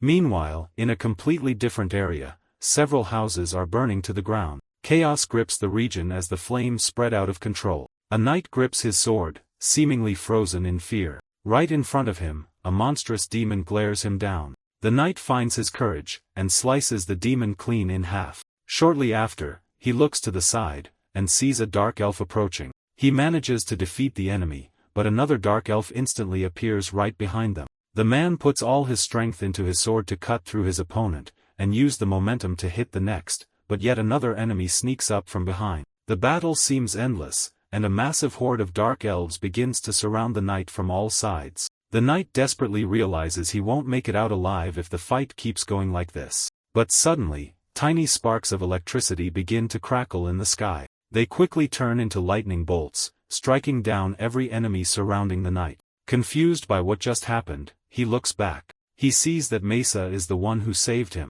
He thanks her, and she tells him to regroup with the main force right away. The warrior nods and runs off toward the other soldiers. Suddenly, Kadram appears behind Mesa. He asks if she's hurt. She says she's fine, but he warns her to be careful anyway, saying she's worth way more than a couple of ordinary knights. Mesa assures him she's fine, and asks how the battle is going, to which Kadram replies they've almost retaken the area, but still haven't found the tunnel. Mesa understands and tells him to let her know the second they find it, because she's going in alone. Right after that, she flies away. Kadram watches her leave, looking completely annoyed. He mutters to himself about how irritating she is, complaining that her brother spoiled her rotten. He thinks to himself that if she keeps acting like this, she'll end up just like her mother and brother. The scene cuts to the ship already sailing on the open sea. Taran stares out at the water, lost in thought. He realizes he has no idea what to do even after he reaches the lands of Zahar. He doesn't know where his father is, and sneaking into Zahar territory without a plan is extremely dangerous. All he has is a portrait of his mother and a few personal belongings, and he has no clue how long it'll take to find a lead with just that. While he's deep in thought, someone approaches him from behind. The captain of the ship walks up and asks him what's on his mind. Taran replies that he was just thinking about how massive the ocean is. The captain asks if he's getting seasick, but Taran says he feels completely fine. The captain mentions he heard Taran has been learning the ropes from the first mate. Taran confirms it, saying it's been great to learn and actually a lot more fun than he expected. Suddenly one of the sailors yells out that food is ready. The captain smiles and tells everyone to go eat. Taran starts eating his meal, which doesn't look appetizing at all. At the same time, he overhears a sailor thanking God they brought sauerkraut on the trip. The man explains that without it, everyone's gums would start rotting from scurvy. Taran finds this interesting and asks how they figured that out, and the sailor replies that someone discovered it and the word just spread. He adds that before they knew any better, some sailors would even eat raw mermaids. Suddenly an alarm goes off. There's a medium-sized ship right ahead. Someone asks the lookout if they're pirates, but he says he can't tell. He warns that the ship isn't flying any house flags. One of the sailors mutters that they definitely look like pirates, adding that he knew all this quiet weather was too good to be true. Instantly, everyone on board grabs their weapons and preps for battle. One of them asks what the plan is, since the other ship is faster and will easily catch them even if they try to run. He adds that if the wind works in their favor, they might be able to dock at a nearby island. The captain then turns to Turan and asks if he can handle the situation. Turan replies that as long as there aren't any nobles or knights among them, he can take care of it easily. The captain nods and orders the crew to turn the ship around to launch a counterattack. The crew changes course, sailing right up next to the pirate ship. Seeing them approach, the pirates yell for them to stop their ship, promising to spare their lives if they cooperate. Turan asks if they'll really be spared, but the sailor next to him asks if being thrown to the sharks counts as spared. Hearing that, Turan gets ready for battle. He takes a running start and leaps straight onto the pirate ship. Turan's sudden arrival catches the pirates completely off guard. None of them expected anyone to just jump onto an enemy ship all by themselves like a sitting duck. But suddenly, the water around the ship starts to rise into the air. The water begins to freeze, forming sharp spikes. Realizing he's a mage, the pirates rush him to try and stop the spell, but they can't get close in time, and a huge chunk of them get wiped out by the ice spikes. Turan looks at his enemies and thinks that scum like them deserve no mercy. He decides there's absolutely no reason to spare a single one of them. Realizing these pirates have no honor, Turan goes straight on the offensive. The surviving pirates start to panic, yelling at each other to stop being idiots and act fast, or they're all going to die right there. A few pirates muster what little courage they have left in charge at Turan, even though they know it'll probably end badly for them. Turan just looks them dead in the eye, his calm, deep gaze reflecting the blue of the ocean. He knows what needs to be done, and right then, the surrounding sea starts to rage violently. Faced with danger, some pirates choose to charge forward and fight, while others decide to just jump overboard. But no matter what they choose, everyone here is going to meet the exact same end. Even though they're terrified, the pirates keep desperate attacks coming because they know their lives are on the line. They think that if they gang up on the young mage and attack all at once, they might stand a chance. Unfortunately for them, Turan is determined to take down anyone who stands in his way. Turan's movements get faster and more precise, letting him take on multiple opponents at the same time. With just a glance, he predicts where their strikes are coming from, and knows exactly how to dodge. The pirates realize that fighting Turan up close is a terrible idea, since he easily blocks every single attack. Showing off his incredible combat skills, he uses one pirate's attack momentum to strike down another right after. Everyone on deck is panicking and wants to end this fight quickly, so Turan decides to switch up his strategy. It seems like the more he fights, the more armed pirates show up to try and surround him. Even so, Turan sticks to his plan, fighting on while manipulating the massive waves crashing around the ship. Whenever he needs to, Turan backs off slightly to give himself some space and line up his next spell. After all, he knows that certain magic attacks work much better when cast from a safe distance, and the rough sea obeys his commands with growing intensity. He keeps using his water control to deliver heavy blows, taking out the enemies who are still trying to resist. Turan's power shapes the seawater into sharp spears, skewering his opponents with ease. A few pirates still think they can catch Turan off guard in the middle of all the chaos, but any illusion of an advantage quickly vanishes against the overwhelming power and preparation of the young mage. That's when one of the guys grabbed Turan and yelled to the others that he had him pinned. His crewmates started slashing at the guy they thought was trapped, but soon, one of the thugs' eyes went wide. He realized that no matter how hard they tried, their sharp weapons weren't leaving a single scratch on Turan. His body seemed heavily armored, as if no blade could ever pierce him. Since his enemies couldn't hurt him, Turan decided to strike back. He wasn't about to waste any more time. He easily took down multiple opponents at the exact same time. His counterattack was so fast and brutal that his enemies didn't even have time to think of a plan. The moment he realized these pirates deserved no mercy, their fate was sealed. For a long time, the only sounds echoing across the ship were screams of pure desperation. In the end, only Turan was left standing on the deck, holding his magic sword. Every single pirate who had been so sure they could defeat anyone who crossed them had been wiped out. This victory gave the sailors from the other ship the perfect excuse to claim the vessel as plunder. The crew was thrilled. Giving a ride to this mysterious man turned out to be an amazing deal. The captain praised Turan, joking that he also made an excellent janitor. He kept the joke going, saying that if Turan kept cleaning things up this spotlessly, his own crew would be out of a job. Noticing the mess all over Turan, one of the crew members suggested he go see the ship's doctor. Turan explained they didn't need to worry since all that blood belonged to the enemy, and with that, they set sail. The group, which started with just one ship, was now sailing with two, and the leaders gathered in the captain's quarters. The captain explained that the recovered vessel was actually a merchant ship that had gone missing in Ibiza years ago. Turan was surprised when the captain revealed that he was actually the owner of the recovered ship. Once the surprise wore off, Turan asked the captain what he planned to do with the vessel. The captain replied that there were plenty of options, like returning it to its original owner for a reward,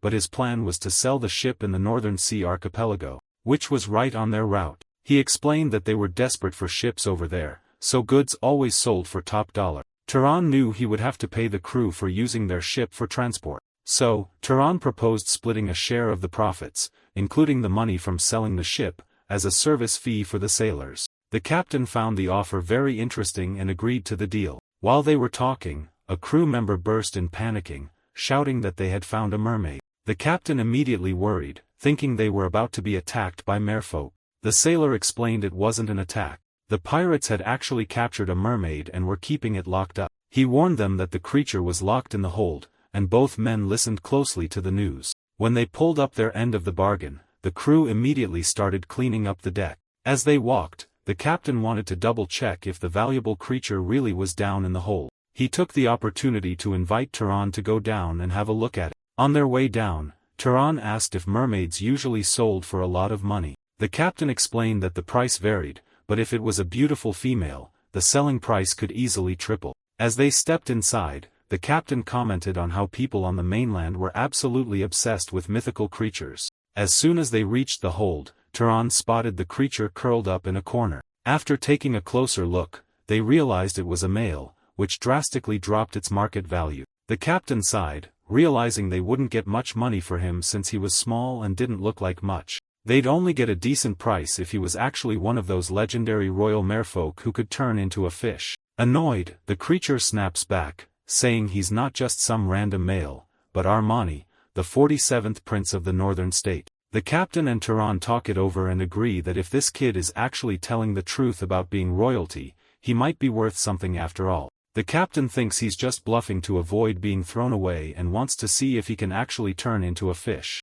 The young merman explains that he can't transform because he's out of the water and tied up in ropes. It really looks like he's just trying to trick them so he can escape. The captain asks Turan what he plans to do with their find. Turan says he's going to get rid of him since merfolk are known to eat humans. Looking at the creature curled up in the corner, they agree they can't risk letting him go back into the sea and escaping. Turan gets ready to unleash the power that will end the young merman's life. Staring death in the face, the sea prince screams at them, asking how they dare do this to him. Even so, Turan's hand keeps charging up the lethal energy. The boy begs, insisting he has never eaten a human and hasn't even thought about doing it in his entire life. But despite his desperate cries, they completely ignore him. His eyes widen and he grits his teeth in pure terror. Suddenly, he gets an idea and tells the human with the glowing hand that if he spares his life he'll lead them to a massive treasure. Seeing that he's got their attention, the young merman thinks he might actually survive this. He claims the treasure was left behind by the gods of Freya,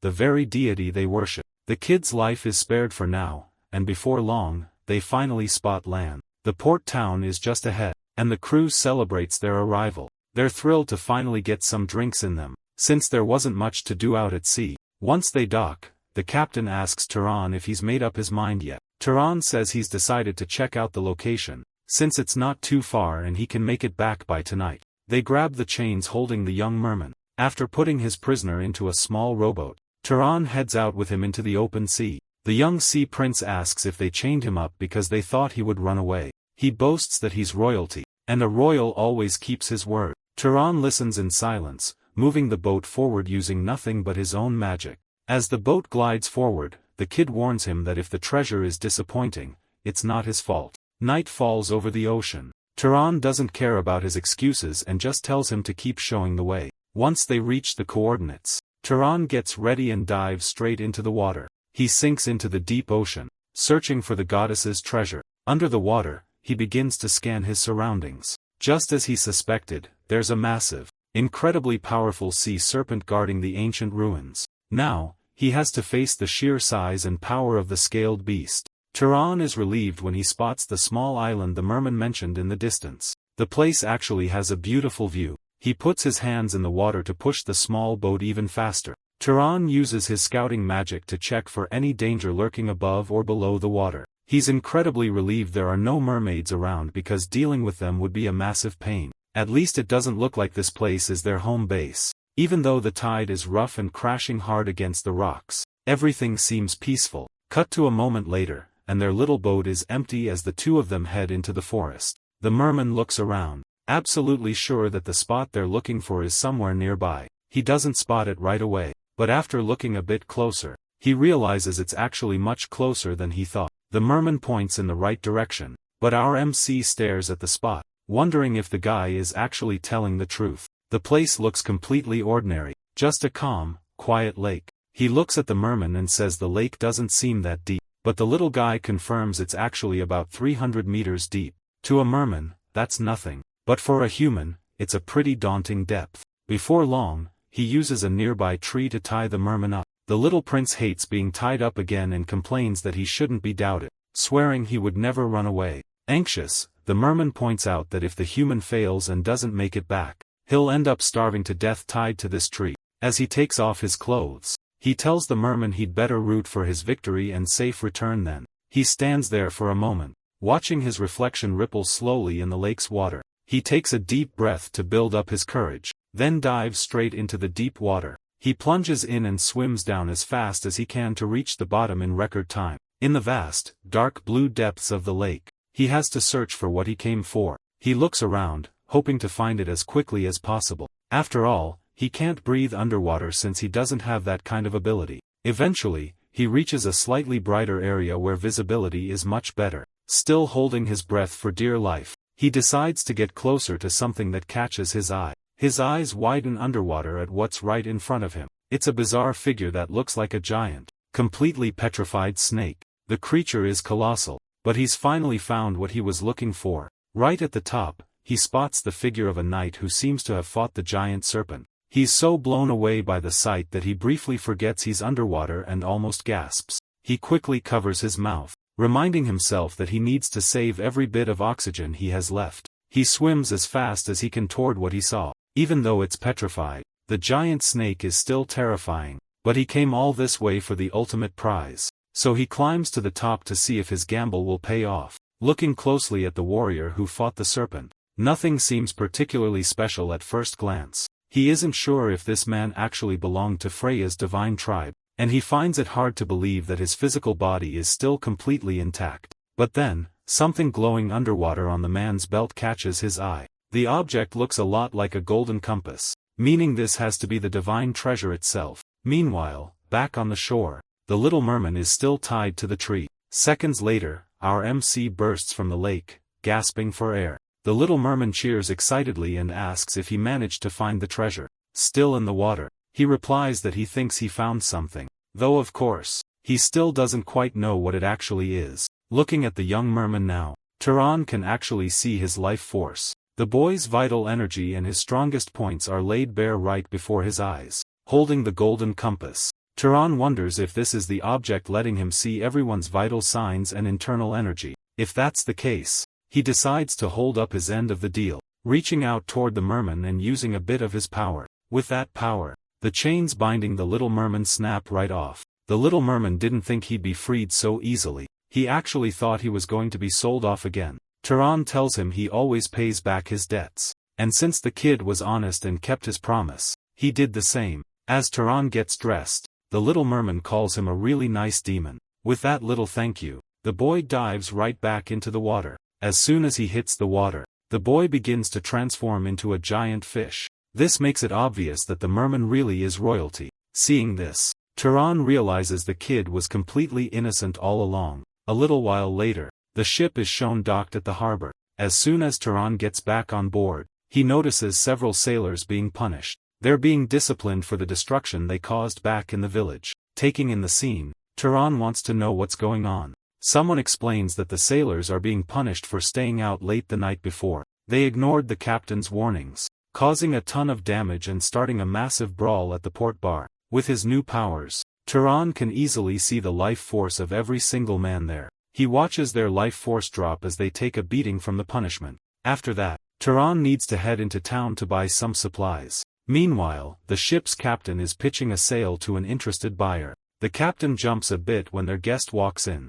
Turan has just arrived right in the middle of their negotiation. The captain introduces the man as Captain Samuel, explaining that he's agreed to buy the ship. Turan listens to the deal and thinks it's a good offer, but he sees one problem. For someone who has always lived in a small village, walking around with that much gold is going to be a hassle. He thinks it would be much better to receive the equivalent value in magic items or sacred relics instead. Samuel then suggests that Turan head to the territory's second largest city, which is home to a lineage of beast tamers. He says that since Turan has plenty of money, finding a useful beast there shouldn't be hard at all. After setting things straight, they head back out to sea. At first, the voyage seems smooth and the crew thinks their biggest problem will just be carrying around all that cash. But the lookout quickly spots dark storm clouds right ahead. In an instant, the sky turns pitch black and the weather gets extremely rough. Massive waves slam into the ship, tossing it violently from side to side. Everyone is shouting orders to pull in the sails as fast as possible. They need to get all the cargo below deck immediately if they want to survive. With every passing second, the sea gets wilder and wilder. Taking a single step on deck becomes incredibly dangerous and several men are swept right overboard. The crew is in a desperate situation. They have to pull down the sails, but trying to do so means risking being thrown into the raging sea. Luckily for the sailors, they have Kim on their side. Kim acts instantly, using his powers to save both the crew and the cargo. Telekinesis is just one of the many skills he has completely mastered. He uses his telekinesis to speed things up, telling the rest of the crew to head down to the shelter. Still using his power, he controls the ship's movements to keep it perfectly aligned. Without Kim's precise maneuvering, the ship and everyone on board would have been swallowed by the storm. In the end, everyone makes it out safe because of his perfect timing. Outside, the storm still rages as lightning constantly lights up the sky. Meanwhile, the crew tries to warm up in a more comfortable spot inside the ship. Many of them are shivering from the freezing sea, while others are completely soaked from the waves crashing over the deck. Kim gets worried and asks if everyone is okay, but using his powers, he can tell some of them are in really bad shape. The captain thanks him, saying none of them would be alive if it weren't for his generosity and quick thinking. When asked if they'll be able to escape the storm, the captain says it all depends on the ship and the helmsman. Still, it's clear that the entire crew is freezing and shaking. Seeing this, Kim decides he needs to do something to help them. He takes the initiative and asks everyone to gather around him in a circle. With all his experience at sea, the captain immediately worries that Kim wants to start a campfire, which would be incredibly dangerous on a wooden ship. But Kim assures him that he'll keep the flames small and under complete control. He keeps his word, creating the perfect flame to warm everyone up. The warmth from the fire spreads, quickly making the room cozy. It doesn't take long for the crew to feel the relief of the heat. Everyone starts to relax in the pleasant energy, amazed to see such refined magic, which is extremely rare. The captain thinks to himself that he finally understands the ancient verses he used to hear about the majesty of mages. Those verses said that humans serve mages and mages rule over humans, but they also protect them. The journey continues until they reach Komad, the largest city in the northern Enro desert. At the port, workers begin unloading the crates from the ship. The captain hands Kim some money, saying that even though it's a small amount, it's for his services. He explains that the crew pooled this money together from the profit of selling the pirate ship and insists he take it so they don't anger the gods. Kim accepts the reward and promises that if they ever cross paths again, he'll buy them all a real meal. Hearing this, the sailors start shouting his name and calling him Sir Knight. They all bid him a loud farewell, saying they're going to miss him. The captain bows deeply as a sign of respect and gratitude for his help. Kim watches them, thinking to himself that these guys are really a fun bunch. He enters the city where the locals are going about their daily routines in the streets. Kim walks through the area, observing the bustling crowd around him. Suddenly, he senses something strange and stares intently in one direction. He sees someone unusual in the middle of the crowd, glowing with a bright blue light. That figure stands out completely from everyone else around. Kim decides to approach them and politely calls out to get their attention. The person turns around and asks if he is a knight of the Derman family. The knight quickly turns around, bows to Turan, and says he's at his service. Turan introduces himself, explains where he's coming from, and says he'd like to meet with the head of the man's family. Before long, the two of them arrive at a massive mansion. Next thing we know, Turan is sitting comfortably, dressed in some seriously elegant clothes. The man sitting across from him compliments his look, saying the outfit suits him perfectly. This man, who practically radiates power, is Cal Durman, the head of the family. For a moment, it feels like the two are having a silent standoff, sizing each other up. Faced with this intense pressure, Turan refuses to back down and stares right back. Being a good host, the head of the house kicks off the conversation by asking for his guest's name and family background. Turan gives his name and reveals he comes from a fallen lineage of guardians. He also gets straight to the point, saying he heard about their magical beasts and is here to buy one. Cal stands up and lets him know his daughter will take over the negotiations from here. Turan can't help his curiosity, so he speaks up and asks Cal if he's ever met someone who looked just like him before. Turan's curiosity grows even more when he notices the man hesitate for a split second after hearing the question. Cal admits that Turan does indeed remind him of someone he knew in the past. After that, Turan is led away by Cal's daughter, who mentions she initially thought he was just some ruined noble. She adds that since he's looking to buy magical beasts and comes from a guardian bloodline, he must be doing pretty well for himself as a mercenary. While the girl keeps talking, Turan is distracted, still thinking about what her father just said. He desperately wants to find out something about his parents, remembering details like curly hair, slightly large ears, and a straight jawline. Since his mother's features were very common, he figures the person Cal knew in the past might actually be his father. Turan is lost in thought for a while, until the young woman snaps him out of it and tells him to follow her to another room. They get ready to enter the family stable, and after walking down a long hallway, they step into a massive space. Seeing so many animals living in a setup that looks just like their natural habitat gets Turan pretty excited. He thinks the place is incredible, noting how every room has the perfect environment for each creature. It's all super impressive, but Turan starts to worry when he begins to think about how much all of this must cost.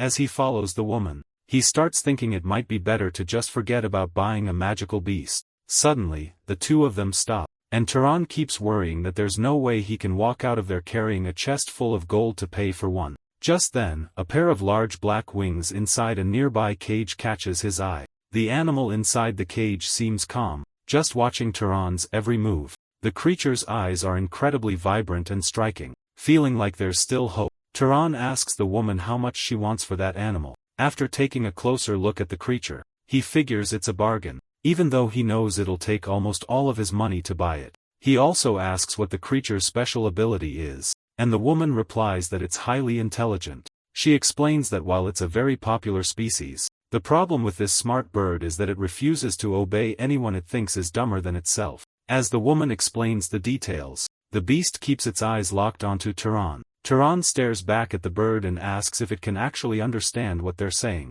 He wants to test if the bird really is smart. Despite its grumpy-looking face, the woman mentions the bird is indeed very clever, and she even tried teaching it to read, though that didn't work out. She thinks it's a total waste because the animal is strong, a good size, and has already hunted and eaten several other beasts. All it needs is to learn how to behave, because if it actually listened, it would be worth double or even triple the price. For a second, it looks like the bird is trying to tell Cal something. The woman gets goosebumps, thinking the bird suddenly decided to start behaving. Cal points to himself and asks the bird if it wants to be his. He finds it pretty weird, though. He doesn't think he's anyone special, so there must be a reason behind this. He makes one thing clear: if he buys it, it'll have to do its absolute best to learn how to read. The bird nods, showing off how incredibly smart it actually is. With that, a spell is cast. Cal performs a binding magic, forging a long-term bond between them. Right after, the bird lands straight on its new master's arm.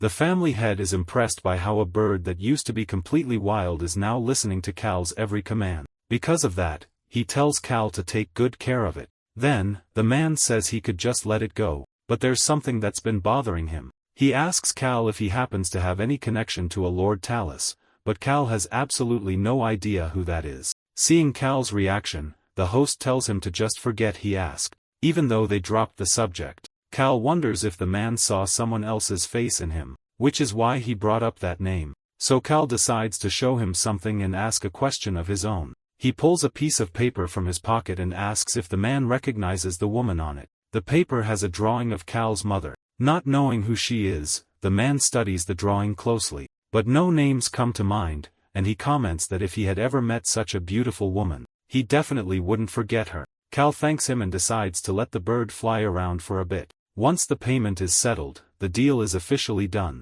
Now Cal just needs to take his new pet and head out. But first, he decides to make sure everything works. He grabs onto the bird's talons to go for a quick spin. The bird immediately takes off, carrying Cal down the road at high speed. Cal hangs onto its feet as they fly, absolutely loving the experience. After a while, he heads back, and the servants serve him a nice meal. The girl who helped with the deal asks if he had a good trip. Then, she decides to introduce Cal to the rest of the crew. A man covered in scars asks if that place is anywhere near a Caribbean. The girl snaps at him, telling him not to lump their noble guest in with those vultures. After getting scolded, the man introduces himself and mentions he comes from a historic lineage. The two of them share a firm handshake, but the grip is way too tight to be just a friendly greeting. The big guy instantly notices Cal's incredible strength. As expected of a guardian, he's seriously tough. The woman asks to see the bird he bought, but Cal explains that he already let it fly free.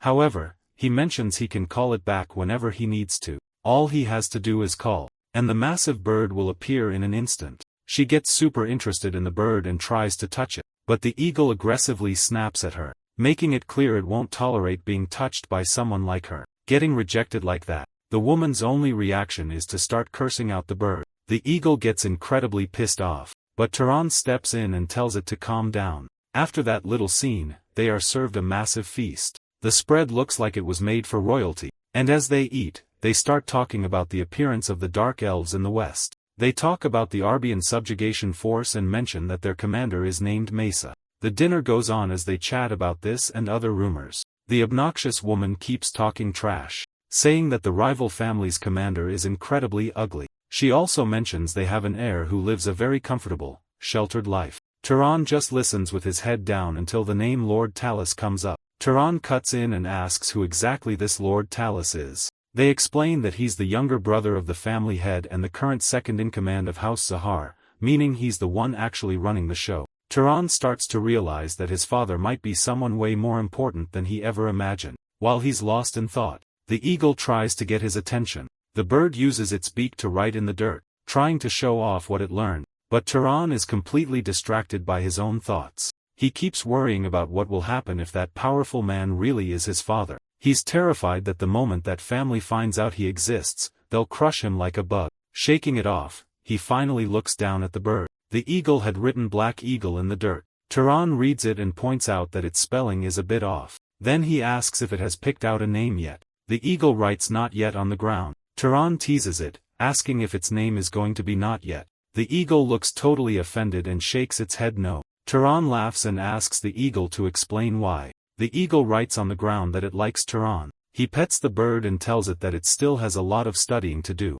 Still, he can't stop thinking about what the eagle wrote. Just then, a man approaches and says he's going out to hunt to warm up, inviting Tehran to tag along. Tehran explains that he's actually leaving today and the guy acts disappointed, complaining that Tehran should have told him sooner since they're supposed to be friends. Tehran knows that despite the friendly act, the guy just wants to show off and flex his strength over others. The eagle glares at the man as he boasts about knowing the area inside and out, offering to guide Tehran if he needs it. Tehran politely declines and the man turns to leave, telling him to let him know if he changes his mind. Tehran finds it weird that the guy gave up so easily, which makes him pretty uneasy. Afterward, he walks over to a nearby building. When they step inside, Tehran says he didn't need an escort, but the man explains he's just following the Lord's orders. Tehran walks up to the counter and asks for a desert guidebook and religious texts on Enroll. He places 2 items on the counter and says that'll be his payment for the books.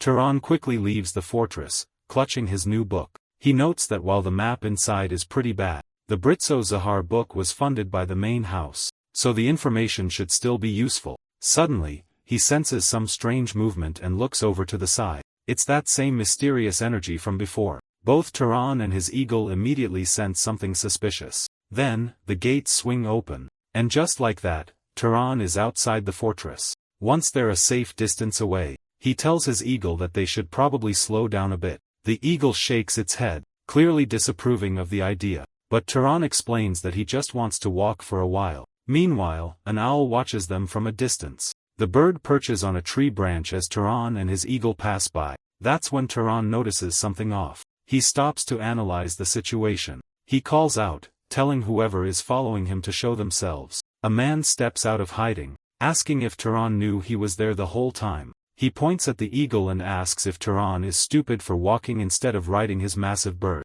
The man claims he saw a young guy traveling all alone and just wanted to help out. Turan cuts straight to the chase and asks if the man is after his mana. Dolph tries to scramble for a good lie. With a creepy smirk, the man asks if Turan really came out here all alone, knowing how dangerous it is. Turan mutters that he finally understands why nobles absolutely despise ruined, bankrupt nobles. Dolph's grin grows wider as he laughs at hearing that from someone whose situation is just as bad, if not worse, than his own. He knows Turan has powerful mana, but his physical body is incredibly weak. Turan agrees, saying that even though his body is weak, his overflowing mana makes him the perfect prey. He then signals his eagle to take flight. The man listens closely to what Turan is saying. Turan starts releasing his mana, remarking that he successfully lured his opponent out. As Turan begins to vanish from sight, the man licks his lips, thinking this is going to be a delicious meal. Dolph chuckles, thinking it's just cheap concealment magic used by useless knights to spy on people.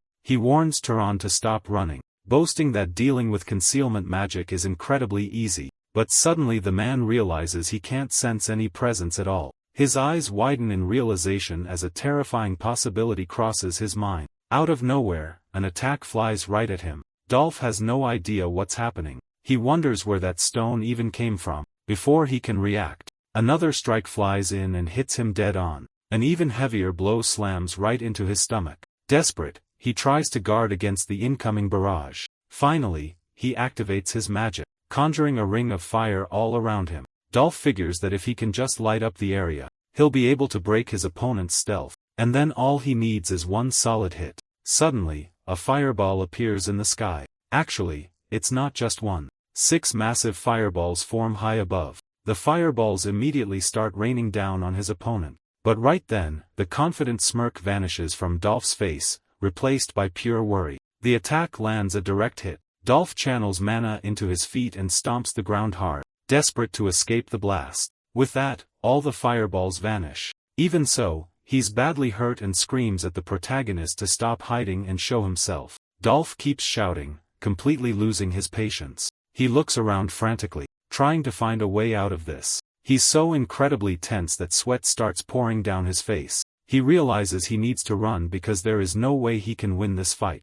Dolph knows that fighting a mage of that bloodline in the middle of a desert puts him at a massive disadvantage. He even rips off his shirt just so he can run faster. Dolph figures that unless his opponent has a bloodline with physical stats as crazy as his own, there's no way he'll be able to catch up. But then, he starts to suspect something and looks up at the sky to make sure. High above, he sees Ian holding onto his eagle's talon. And the eagle looks absolutely furious since Dolph has been nothing but a massive pain. Ian remarks that someone like Dolph should have died a long time ago unless he was carrying some kind of magic artifact. Terrified, the man begs Ian for mercy. Ian pauses, thinking it over for a brief second, but he quickly replies that Dolph knows damn well that's not going to happen. Using the eagle's pure rage to his advantage, Ian unleashes a massive wave of power. The devastating attack hits Dolph head-on, completely crushing him. Ian looks down at Dolph's defeated body, realizing the guy was actually much stronger than he expected. He reflects that if Dolph had been an official guardian of Zahar, his stone-throwing trick might not have worked at all. Ian reaches out his hand, declaring that it's time for the feast to begin. With that, all of the man's mana begins to drain away. Ian absorbs all of that magical energy in one single gulp. At the same time, the object strapped to Ian's waist also starts drawing in some of the mana. Ian looks down, a bit confused by what's happening. Both he and the eagle watch as the object greedily devours the energy. Ian realizes that this item is capable of storing magical power. He wonders exactly how the artifact works and decides he'll have to examine it more closely later. The eagle prepares to lift Ian into the air once again. Ian shields his eyes from the sun, looking out toward the horizon. He tells himself that the Tomb of the Gods is just ahead. Sometime later, in a different location, Ian is seen talking to an informant. She tells him he was incredibly reckless to run away from home and asks if he ran into any bandits or magic beasts along the way. Turan explains that he just got really lucky and then asks how to get into the Tomb of the Gods. mentioning he read in a book that there's an entry fee. The informant says it's usually a simple process, but access is currently blocked. She explains that some VIPs arrived a week ago and the entrance has been closed off ever since. She points her index finger upward, hinting that these are some seriously high-status people. Turan finds the whole situation pretty suspicious. Meanwhile, in another area, a group of men are gathered together. One of the guys wants to know where Purga is. Purga replies that he's right there and tells him he doesn't need to yell. The young guy blames everything on Purga, saying they wouldn't be in this mess if he hadn't insisted on coming inside. Purga tells him to stop shifting the blame, pointing out that the kid came along of his own free will. Then he tells the kid to shut up. He remembers his grandfather telling him about a hidden underground area inside the tomb of the gods and how discovering this secret could make him the head of the family. He ponders the legend and what this place actually is. He used to think it was just a myth, but now he realizes a place this well hidden really might hold some clues. Before he can finish his train of thought, he spots a horde of monsters heading straight for him. He realizes this secret is a nightmare and he never would have come in here if he knew the place was crawling with monsters. He asks how much water they have left and the kid answers that they're completely out. He has no idea what's going on. His eyes widen as he suddenly senses something. Even though he doesn't know the language, he can perfectly understand what the voice is saying. The kid says it's the Death Hunter and the man asks if he's already back. The scene cuts to another location. Turan thinks it's stupid to just let a few people handle everything on their own. He figures it's best to keep a low profile since it would be trouble if anyone recognized his face. Turan approaches a merchant and asks what a certain item is and the man tells him it's saltpeter. Turan thinks to himself that he's heard of this material before. He pulls out a book to check, knowing the information must be in there. He finds out the reason they gave up on it was because they lacked all the necessary ingredients for the recipe. Turan asks the merchant if he has any sulfur, but the man says he's never heard of it. Another vendor chimes in, explaining that sulfur can only be found in volcanic regions. Turan thinks that if he had known that earlier, he would have looked in common. The merchant asks if he wants to buy some brown sugar since it's super rare, but Turan explains he doesn't like sweets. Later in a different area, Turan gets his slingshot ready. Turan fires a projectile right at a rock. It hits the rock with massive force. He notes that using sand instead of regular stones makes a huge difference. He can actually change the shape of the projectiles midair. Since he only has 5 or 6 stones, he has to be extremely careful. This technique is also great for binding enemies' ankles and blocking their vision. With that in mind, he wonders what those nobles have been doing inside the tomb for so many days. Turan thinks maybe it's best to just head to another city. It seems like the perfect plan. Watching from behind a rock, he realizes he just needs to sneak inside, and if he gets caught, he can always just run. Suddenly Turan hears a noise and quickly hides. 2 guards walk past chatting, saying all that noise isn't really necessary. One of them kicks something on the ground. Turan wonders why the guards are treating those people like that. As he heads down the stairs, he starts to see shadows moving. Curious, Turan decides to peek and see what's going on. He spots a few people and someone who looks like a prisoner. The prisoner asks what's happening. Turan listens as another man snaps back, telling the prisoner that questions aren't allowed. He originally thought they were just kidnappers, but this seems way more sinister. One of the men orders the prisoner to carry the cargo toward the hole. Turan watches them and hesitates, wondering if he should really go in, though the air coming from inside feels pretty fresh, so he starts making his way inside. Turan figures this must be some kind of beast controlling magic. A man with a mustache asks if Lord Purga is doing okay. Turan overhears him saying things will go south fast if the Lord's rivals find out about this. Now everything clicks for Turan. This is the real reason they've been occupying this place for so long. He takes a moment to process the whole situation. While it definitely looks dangerous, he feels like it could also be a massive opportunity. Their reasons don't really matter anyway because Turan wants something that's hidden inside. With that, he starts heading down into the hole. Suddenly his vision starts to go completely white. Turan finally manages to slip inside with a pounding headache. He realizes he was being an idiot.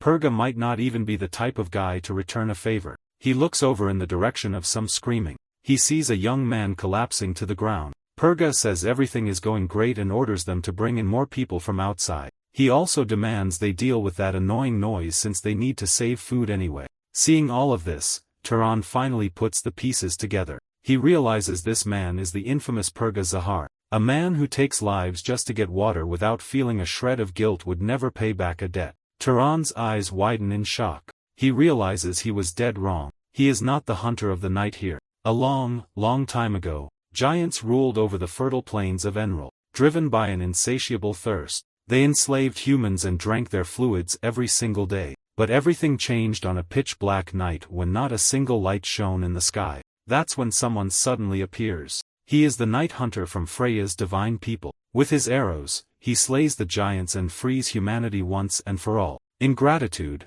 the humans offer him their 3 most beautiful women as brides. From their descendants, one group inherits the power to turn invisible, the second group gets the ability to control shadows, and the third is granted the power of poison. But after the night hunter ascends to the heavens, the 6 siblings start fighting over who will rule the desert. The oldest brother, who has the power of invisibility, wants no part in the conflict and runs away. However, the second brother with shadow control and the third with poison go to war. In the end, the oldest brother returns, defeats them both, and takes complete control of the desert. That man became the great ancestor of the Zahar clan. Suddenly, a voice asks Turan if he is the night hunter. He has no idea why he's hearing that name right now of all times. Turan wonders if this has something to do with the Zahar nobles who entered earlier. He thinks he might also be a distant descendant of theirs. Suddenly, Turan senses something off and whips around. He's sure there's really something there. Turan can feel a faint blue energy coming from the distance. He strains his eyes to see what it is. Slowly and silently, he starts creeping closer. Moments later, Turan spots a monster with its back turned. The monster is literally drooling, dying to get a taste of Turan. Turan finds the creature absolutely hideous. Sensing a presence, the monster suddenly snaps around to face him. Turan gasps, realizing he's been spotted. Without wasting a second, the beast charges straight at him. Turan notices the monster is incredibly fast, so he gets ready to counterattack. Turan releases his power, hitting not just 1, but 3 monsters at once. The monsters feel the impact, realizing the heat is way too intense. Taking advantage of their distraction, Turan takes a few steps back to regroup. He wonders how these things manage to pinpoint his location. At least their detection range seems to be pretty short. Turan grabs an object and tosses it into the air. It's one of his stones, because he knows he needs to keep the upper hand in this fight. Right after, he unleashes a flurry of attacks. He lands a direct hit, taking down one of the monsters. The other monsters couldn't care less about their dead comrade. Turan finds their reaction pretty interesting. He watches as the remaining monsters run away, leaving their fallen partner behind. Turan reaches out to drain the monster's mana. He watches closely to see if it actually works. The creature's mana begins to drain. He realizes it really is a magical creature. Turan looks at his hand, thinking over everything that's happening. The amount of absorbed mana is tiny. With his current level and stats, he should be able to sense way more energy than this. On top of that, the sacred artifact isn't even reacting. He wonders what exactly this creature is. Turan hears that mysterious voice again and mutters that he's sick of hearing it. Just then, he senses something different and looks over. Hearing footsteps, he quickly backs away. A group of people approaches the area. One of the men tells everyone to halt. The group stops immediately and looks at the dead monster on the ground. One of them asks if their target went this way, but another replies it's impossible to tell since they lost their bearings a long time ago. Purga warns them that there's a rat hiding nearby. One of the men asks if it could be a rescue team, but his comrade replies that anyone entering this place would make too much noise, so they would have noticed by now. Purga orders them to set traps around the area, determined to catch this rat. He orders them to light up the area so they can hunt down the intruder first, but then he changes his mind and calls off the search, deciding to let the intruder run free a bit longer to act as bait for the monsters. Turan just watches silently as the men walk away. He crosses his arms, thinking about how pathetic the group is. 3 days pass with Turan and Purga's group living in constant tension inside the labyrinth. Thanks to the sacred artifact's vision, Turan can clearly see that the traps they set are meant for him, but in the end, Purga's own men are the ones who end up falling into them. Turan starts marking the ground to keep track of where he's already been. Some of the passages are completely blocked by an absurd number of strange creatures. He decides to use Purga's group to clear his way forward. Missing out on draining their mana is no big deal to Turan anyway, since the amount he'd get from them is minuscule. He just watches as the men fight off the creatures. Purga's group is already showing signs of extreme exhaustion. One of the men complains that the creatures just keep on coming. Another comments that if he knew it would be like this, he would have spared some of their lives earlier. Turan thinks about how despicable these people are. More monsters join the fray, making the battle even more chaotic. Turan plans to take advantage of the situation. While they make noise and act as monster bait, he's going to investigate the rest of the area. A massive door appears ahead of him. Turan stops and stares at the structure. Struck by the sheer size of the door, he wonders if this could be the exit to the labyrinth. His eyes widen as he realizes something. The eye on the door starts to move. It asks if he's the chaser hunter, but after taking a closer look, the eye changes its mind and says he isn't allowed to enter. The eye tilts downward to get a better look.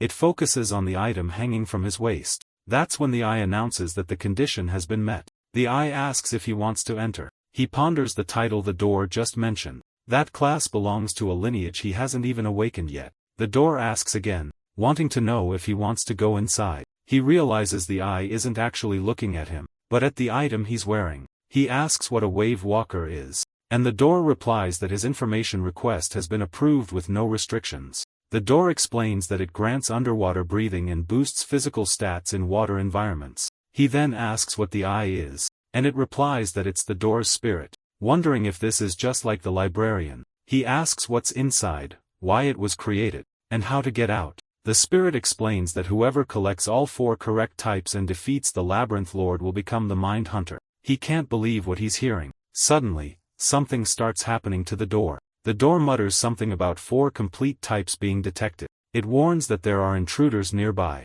decreeing immediate judgment. The door orders the labyrinth lord to come forth. He gets into stance, preparing for the upcoming fight. Then the door begins to creak open. A massive monster steps out from inside. He can't believe his eyes. It's the boss monster itself. With a smirk, the monster calls him a fake and says all fakes must die. He quickly readies his slingshot. He fires a powerful shot right at the monster's face. He follows up by bombarding the enemy with gold and blue magic. The monster crosses its arms to block the incoming attacks. Staring down at the boy, the monster scoffs and says that barely tickled. He is definitely not happy with how things are looking. He realizes he doesn't stand a chance in a direct head-on fight. The monster orders him to stay put. All the nearby monsters hear their master's command. They all lunge forward, trying to attack the boy, but he swiftly dodges every single strike. Leaping right through the crowd of monsters, he takes off running. Purga thinks to himself that that was a really close call, but as he looks ahead, he sees another monster blocking his path. He quickly casts a defensive spell to protect himself, but he can't believe how easily the monster shatters his shield. Remembering his sword, he quickly draws his weapon. He swings and lands a direct hit on the monster. As he keeps running, his mind starts racing with a million thoughts. The danger level spikes even more when the boss monster suddenly appears. Without wasting a single second, the creature launches an attack at him. Purga just slides right under the monster and keeps on running. He figures this will all be over as soon as he manages to defeat this opponent. The monster looks visibly annoyed. Meanwhile, Purga starts cooking up a plan in his head. Then he starts running even faster. He's just running blindly now with the sole goal of escaping that monster. Back with his group, Purga starts slicing through everything in his path. He quickly takes up a position right next to his allies. Then he asks if everyone is okay. His companions tell him they are. But then one of the men hears a strange noise and asks if the others can hear it too. The other warriors stop and listen closely to the sound. Slowly, a strange figure begins to emerge in front of them. One of the men starts babbling about the night hunter, the enemy of children, repeating the nonsensical phrase over and over. And then the boss monster looms right in front of them. Purga warns them that the rumors are the least of their worries and that they can't just stand there. He warns them that if they stay put, they're all going to die. The young man's jaw drops as he faces the overwhelming presence of the creature. All his companions charge forward together to attack the monster. The group's plan now is to take it down once and for all. But the man who tries to land the first blow is easily swatted away and stopped by the monster. It seems like the boss monster is just playing with these warriors. One of them gets furious and yells at the monster to disappear, but the creature effortlessly crushes his attack.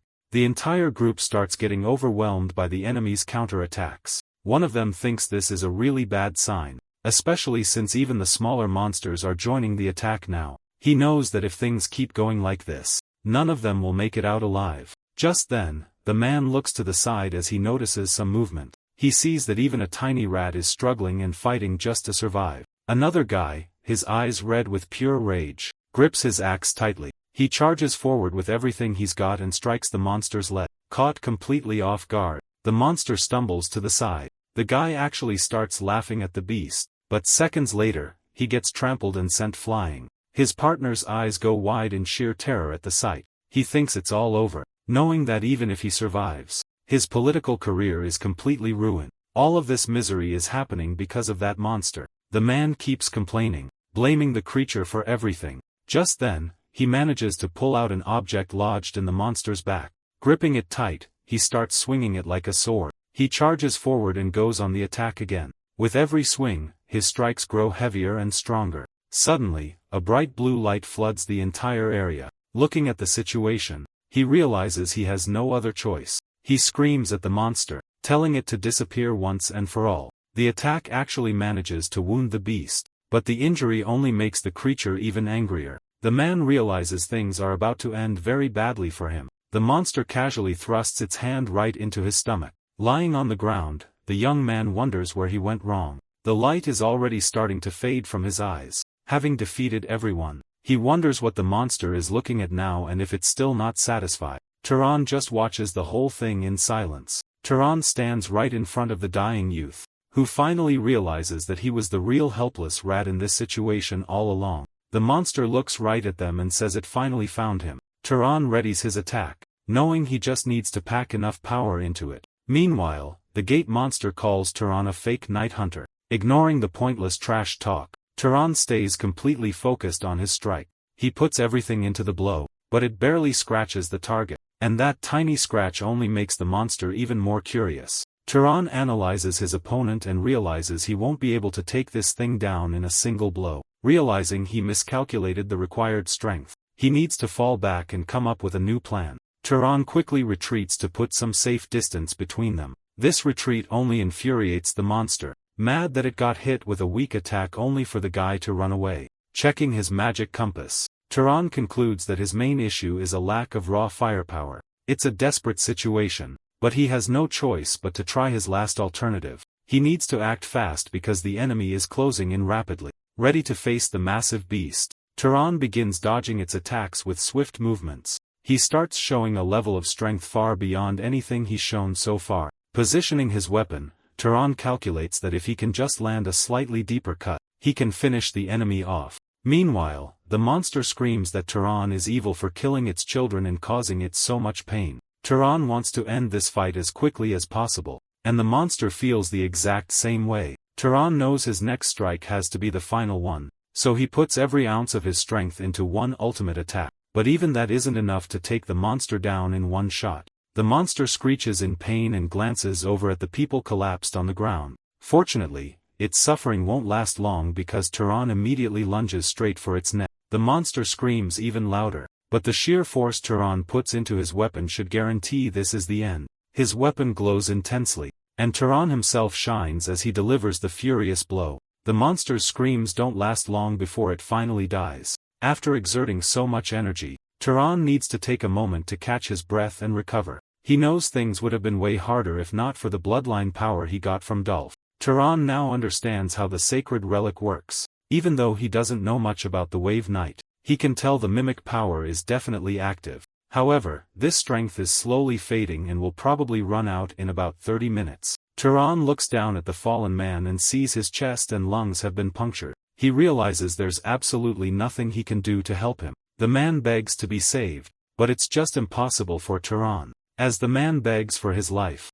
what little strength he has left fades away and he dies. Turan notes that even someone as strong as Purga didn't stand a chance inside this labyrinth. And it wasn't just him. All of his subordinates and allies met the exact same tragic fate. Now, they'll all serve as a mana feast for Turan, who remembers Purga as a cruel man who didn't care about the lives of commoners or knights. Even so, Purga still fought to the very end against the dangers of the labyrinth. Turan begins to absorb Purga's mana, thinking he won't be forgetting his name anytime soon. He completely drains the mana from all the fallen and everything else around him. Afterward, Turan looks at the sacred compass and notices several different colors on it. He's curious about what it would be like to use multiple bloodlines at once, but decides it's best to save that for later. The important thing is that he's now at least twice as strong as he was when he first entered the labyrinth. Turan has obtained a level of power that would take an ordinary noble 100 years to build up, and he knows he needs to ditch the tool if he wants to avoid being hunted by the Zahars. He also needs to clean up his tracks, so he decides to use tracking magic to find and erase any trace of his presence. Using his power, Turan begins destroying everything he touched that could identify him. One by one, all proofs of his presence in the labyrinth vanish. At the end of the day, he actually managed to defeat the boss of the labyrinth. Now Turan is standing in front of that massive door once again. He wonders if all he needs to do now is push it open. And he's right, the door swings open with a simple push. But what lies on the other side doesn't make Turan excited at all. All he sees is an empty throne and a portal in the middle of the room that seems to be the exit. Near the throne, there is a neatly kept book.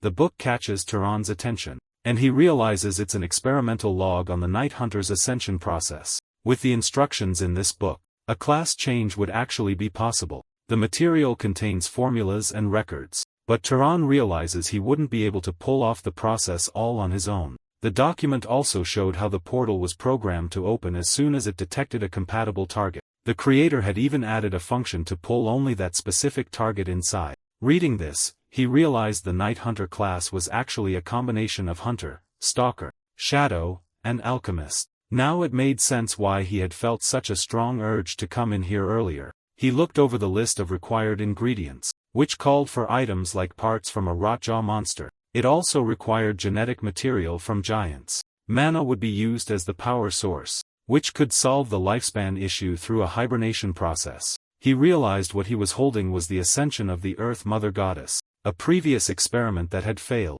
Almost everything in it seemed impossible to understand, but one thing was certain. The creator's goal was to make a Night Hunter, and because of the sacred relic, the gate had mistaken him for a candidate who possessed all 4 bloodlines. Even the Flame Madman had claimed a god revealed a method to artificially acquire a bloodline. As he jumped into the whirlpool, he wondered if it was actually possible to permanently gain a bloodline like that. After passing through the whirlpool, he was spat out into a desert. Looking around, he figured he was somewhere on the outskirts of Banifil. Right then, words began to write themselves in the sand. His eagle was absolutely furious since they were over 2 days late. He calmed the eagle down, adjusted his backpack, and got ready to set off. Holding onto his mystical beast's talon, he took off toward his next destination. The eagle flew fast, kicking up a massive cloud of dust across the desert. As they flew, he planned his next move after he eliminated one of the candidates close to the Zahar leader. He would need to leave the desert for a few months,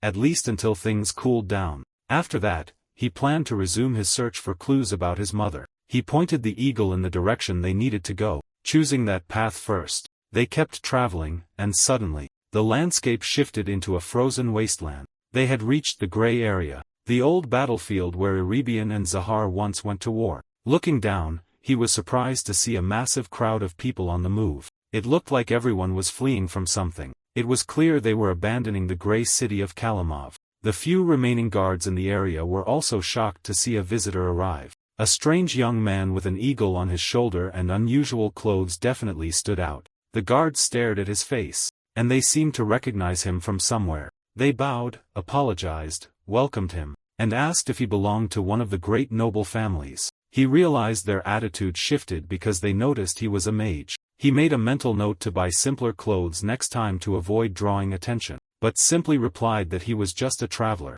When he asked the guards for lodging from the city's lord, they replied that the city no longer had a ruler. With his head bowed, the guard explained that the city lord had recently died during an attack by dark elves from the west. He added that there were currently no nobles or knights ruling the region. Suddenly, the guard dropped to his knees and began to beg at his feet. The guard desperately begged him to become the new lord of the city. Roy is caught completely off guard, since he was just passing through to finish his mission. He thinks this request is way too heavy of a burden, especially since he doesn't want to get tied down to a place like this. Still, he can't just ignore the terrible situation they're in, so Roy asks the guard to tell him the whole story first. In another room, the man starts explaining that it all began 3 weeks ago. Some monster hunters were found dead on the road west of town and their steel weapons had been sliced clean in half with a single blow. since the spot is only a day's journey away. They sent 2 knights to investigate, but it's been 3 days and neither of them has returned.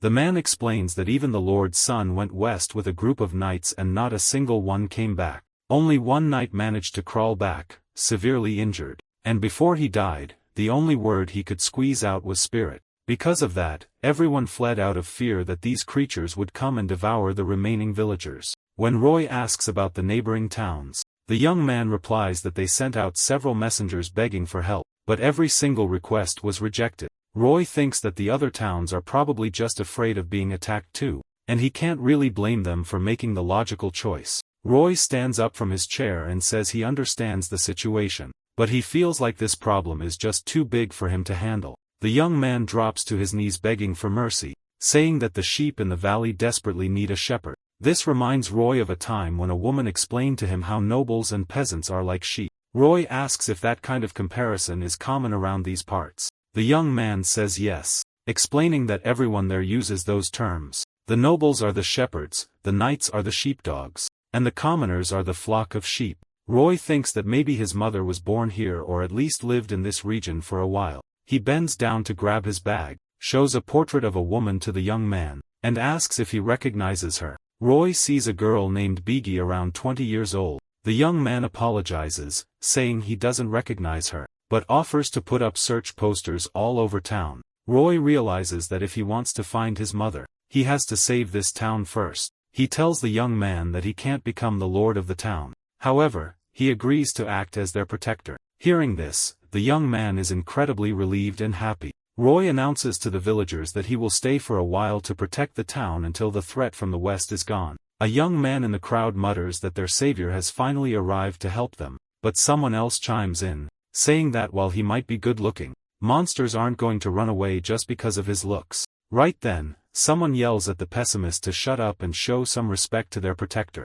Roy realizes they aren't mocking him, they're just terrified. The villagers don't want to get their hopes up only to be disappointed again. He figures that to calm the sheep, the shepherd needs to show his strength, so he decides to give them a demonstration of his power. The crowd immediately stops arguing to watch what Roy is about to do. Roy raises his hand to channel his energy, deciding to do just a small test. First, he starts compressing the fire as much as possible. Right after, he lowers the temperature of the flame. Since he doesn't harbor any ill will toward the villagers, he decides to focus on putting on a spectacular visual show. A massive explosion of light and energy bursts out a moment later. Roy expands the range of his magic as far as it can go. The released power is so intense that the surrounding villagers have to shield their faces. After a few moments, people start looking up to see what happened. The villagers are completely stunned, whispering that the sky itself looks like it's on fire. Everyone starts cheering, finally realizing they're actually going to make it. Looking down,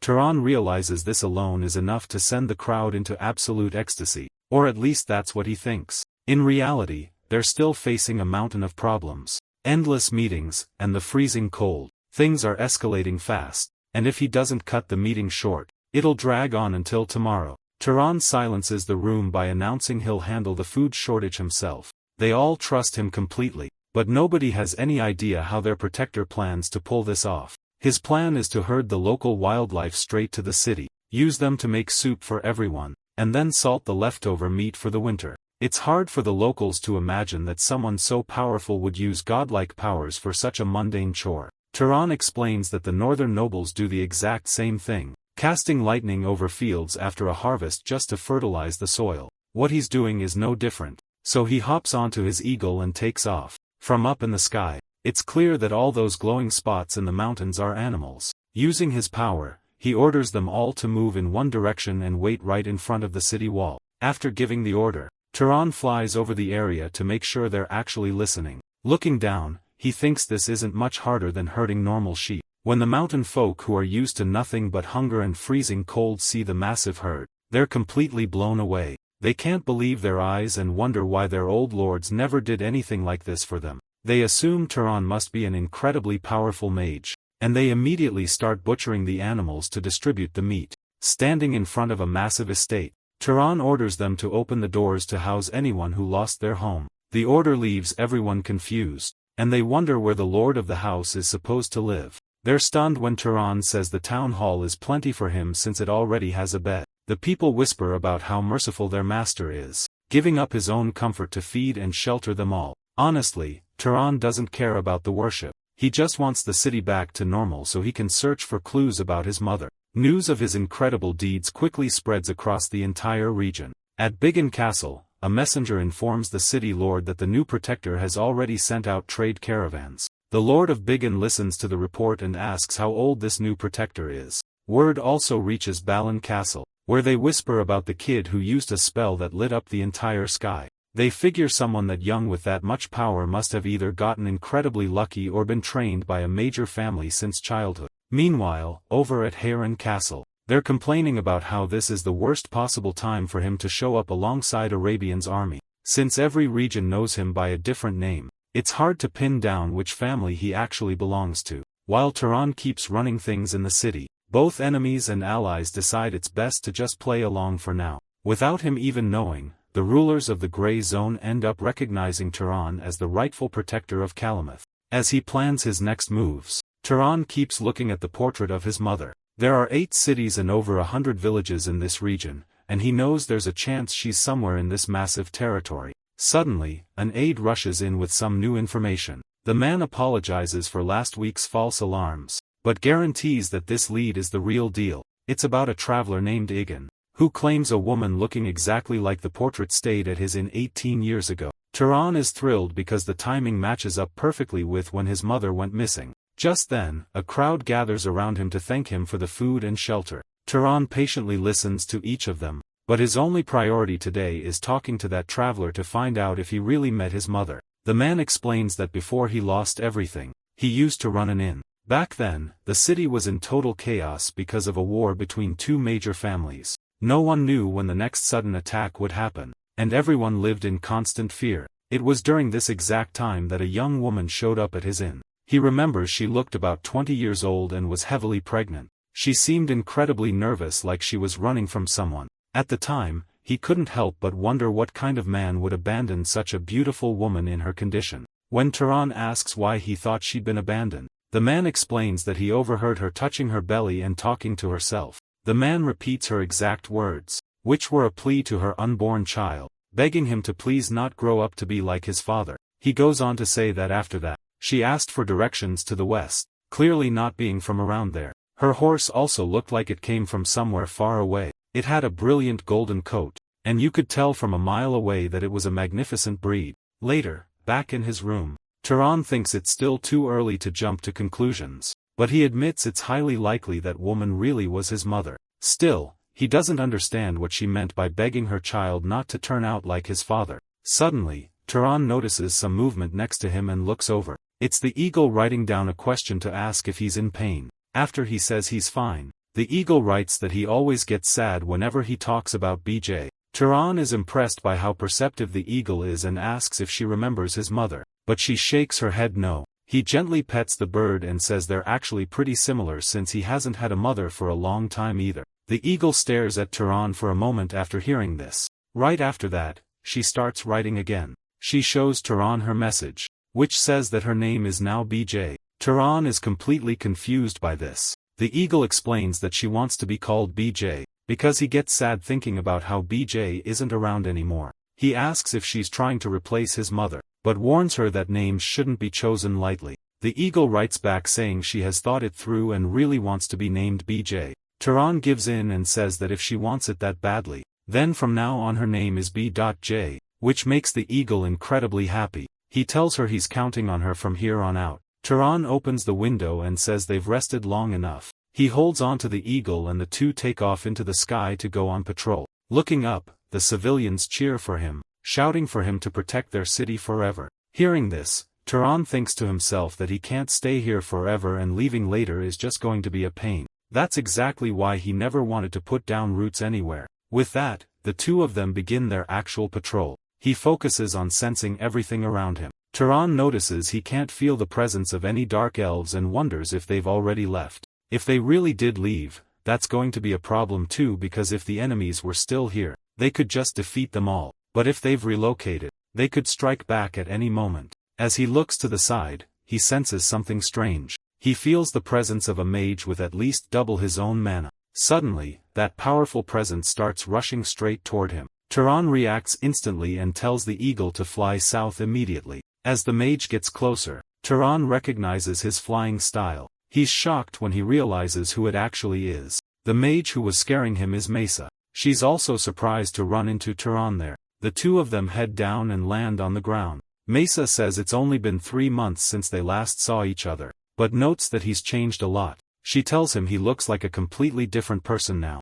She says he looks like a real adult. Wanting some attention, the eagle pecks at Turan. The bird writes down a message asking who that woman is. Seeing this, Turan introduces them to each other. BJ, the eagle gets all proud when they praise her for knowing how to write. Mesa says their bond is beautiful and mentions she'd love to find a companion like that too. Right after, she asks what Turan is doing there since traveling around this region is dangerous lately. Turan spends a long time explaining the whole situation to her. Mesa says she gets it and thinks her people might be to blame since a necromancer managed to escape when they destroyed an underground kingdom. She explains that this necromancer is likely the culprit, having fled east to build up his army while hiding in the land of the blind dwarves. Turan asks if she's talking about the blind dwarves from the legends. Mesa says yes and is relieved to hear he didn't go any further east, explaining they can't enter the gray zone for a few reasons. Turan asks if the reason they can't go in there is Zahar, and Mesa confirms that's exactly it.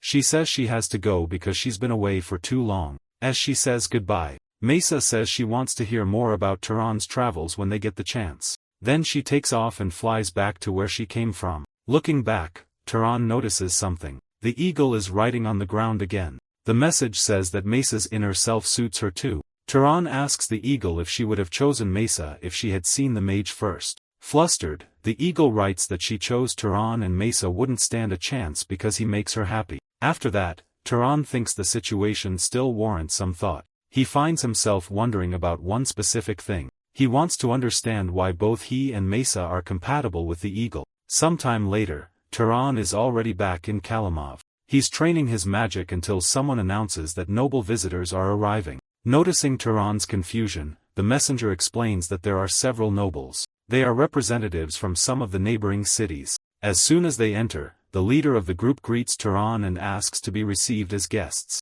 Turan replies that he will host them, but first wants to know why they came looking for him. The man bearing a crest steps forward and says he will speak on behalf of everyone there. He reveals they came to propose a marriage alliance between their 7 families and the Lord of Kalimov. They want to offer their daughters as concubines, claiming they are all beautiful, well-educated, and will help his family prosper. Turan realizes they only showed up to get a piece of the pie now that they know the threat from the west is gone. One of the nobles points out that you need loyal knights to rule and that uniting their bloodlines would create a powerful alliance. Turan thanks them for the offer, but politely declines. Instead, he makes them a counteroffer. Whichever family finds the most valuable info about a woman who passed through here around 20 years ago will win the right to rule Kalimov. The nobles are completely baffled. They can't believe he's willing to give up an entire city just for info on one woman. But Turan adds one more condition. The new ruler must swear to protect the people of Kalimov, or they'll lose the right to govern. One of the nobles asks why he cares so much about that, especially since he's already done way more for the locals than anyone expected. Turan just smiles and says he doesn't really know why either. He says that at the end of the day, he's just a simple valley shepherd. To himself, he thinks that all he ever wanted was to be a good shepherd and take care of his sheep. But suddenly something catches his eye up ahead. He senses the massive aura of an incredibly strong knight who just showed up at the city hall unannounced. Realizing someone might be breaking in, Turan leaps across the rooftops, rushing to stop the intruder. The moment he arrives, he calls out to get the knight's attention. The man slowly turns around to face him, and when Turan sees who the visitor is, he freezes in absolute shock. Standing right there in front of him is Gjorn.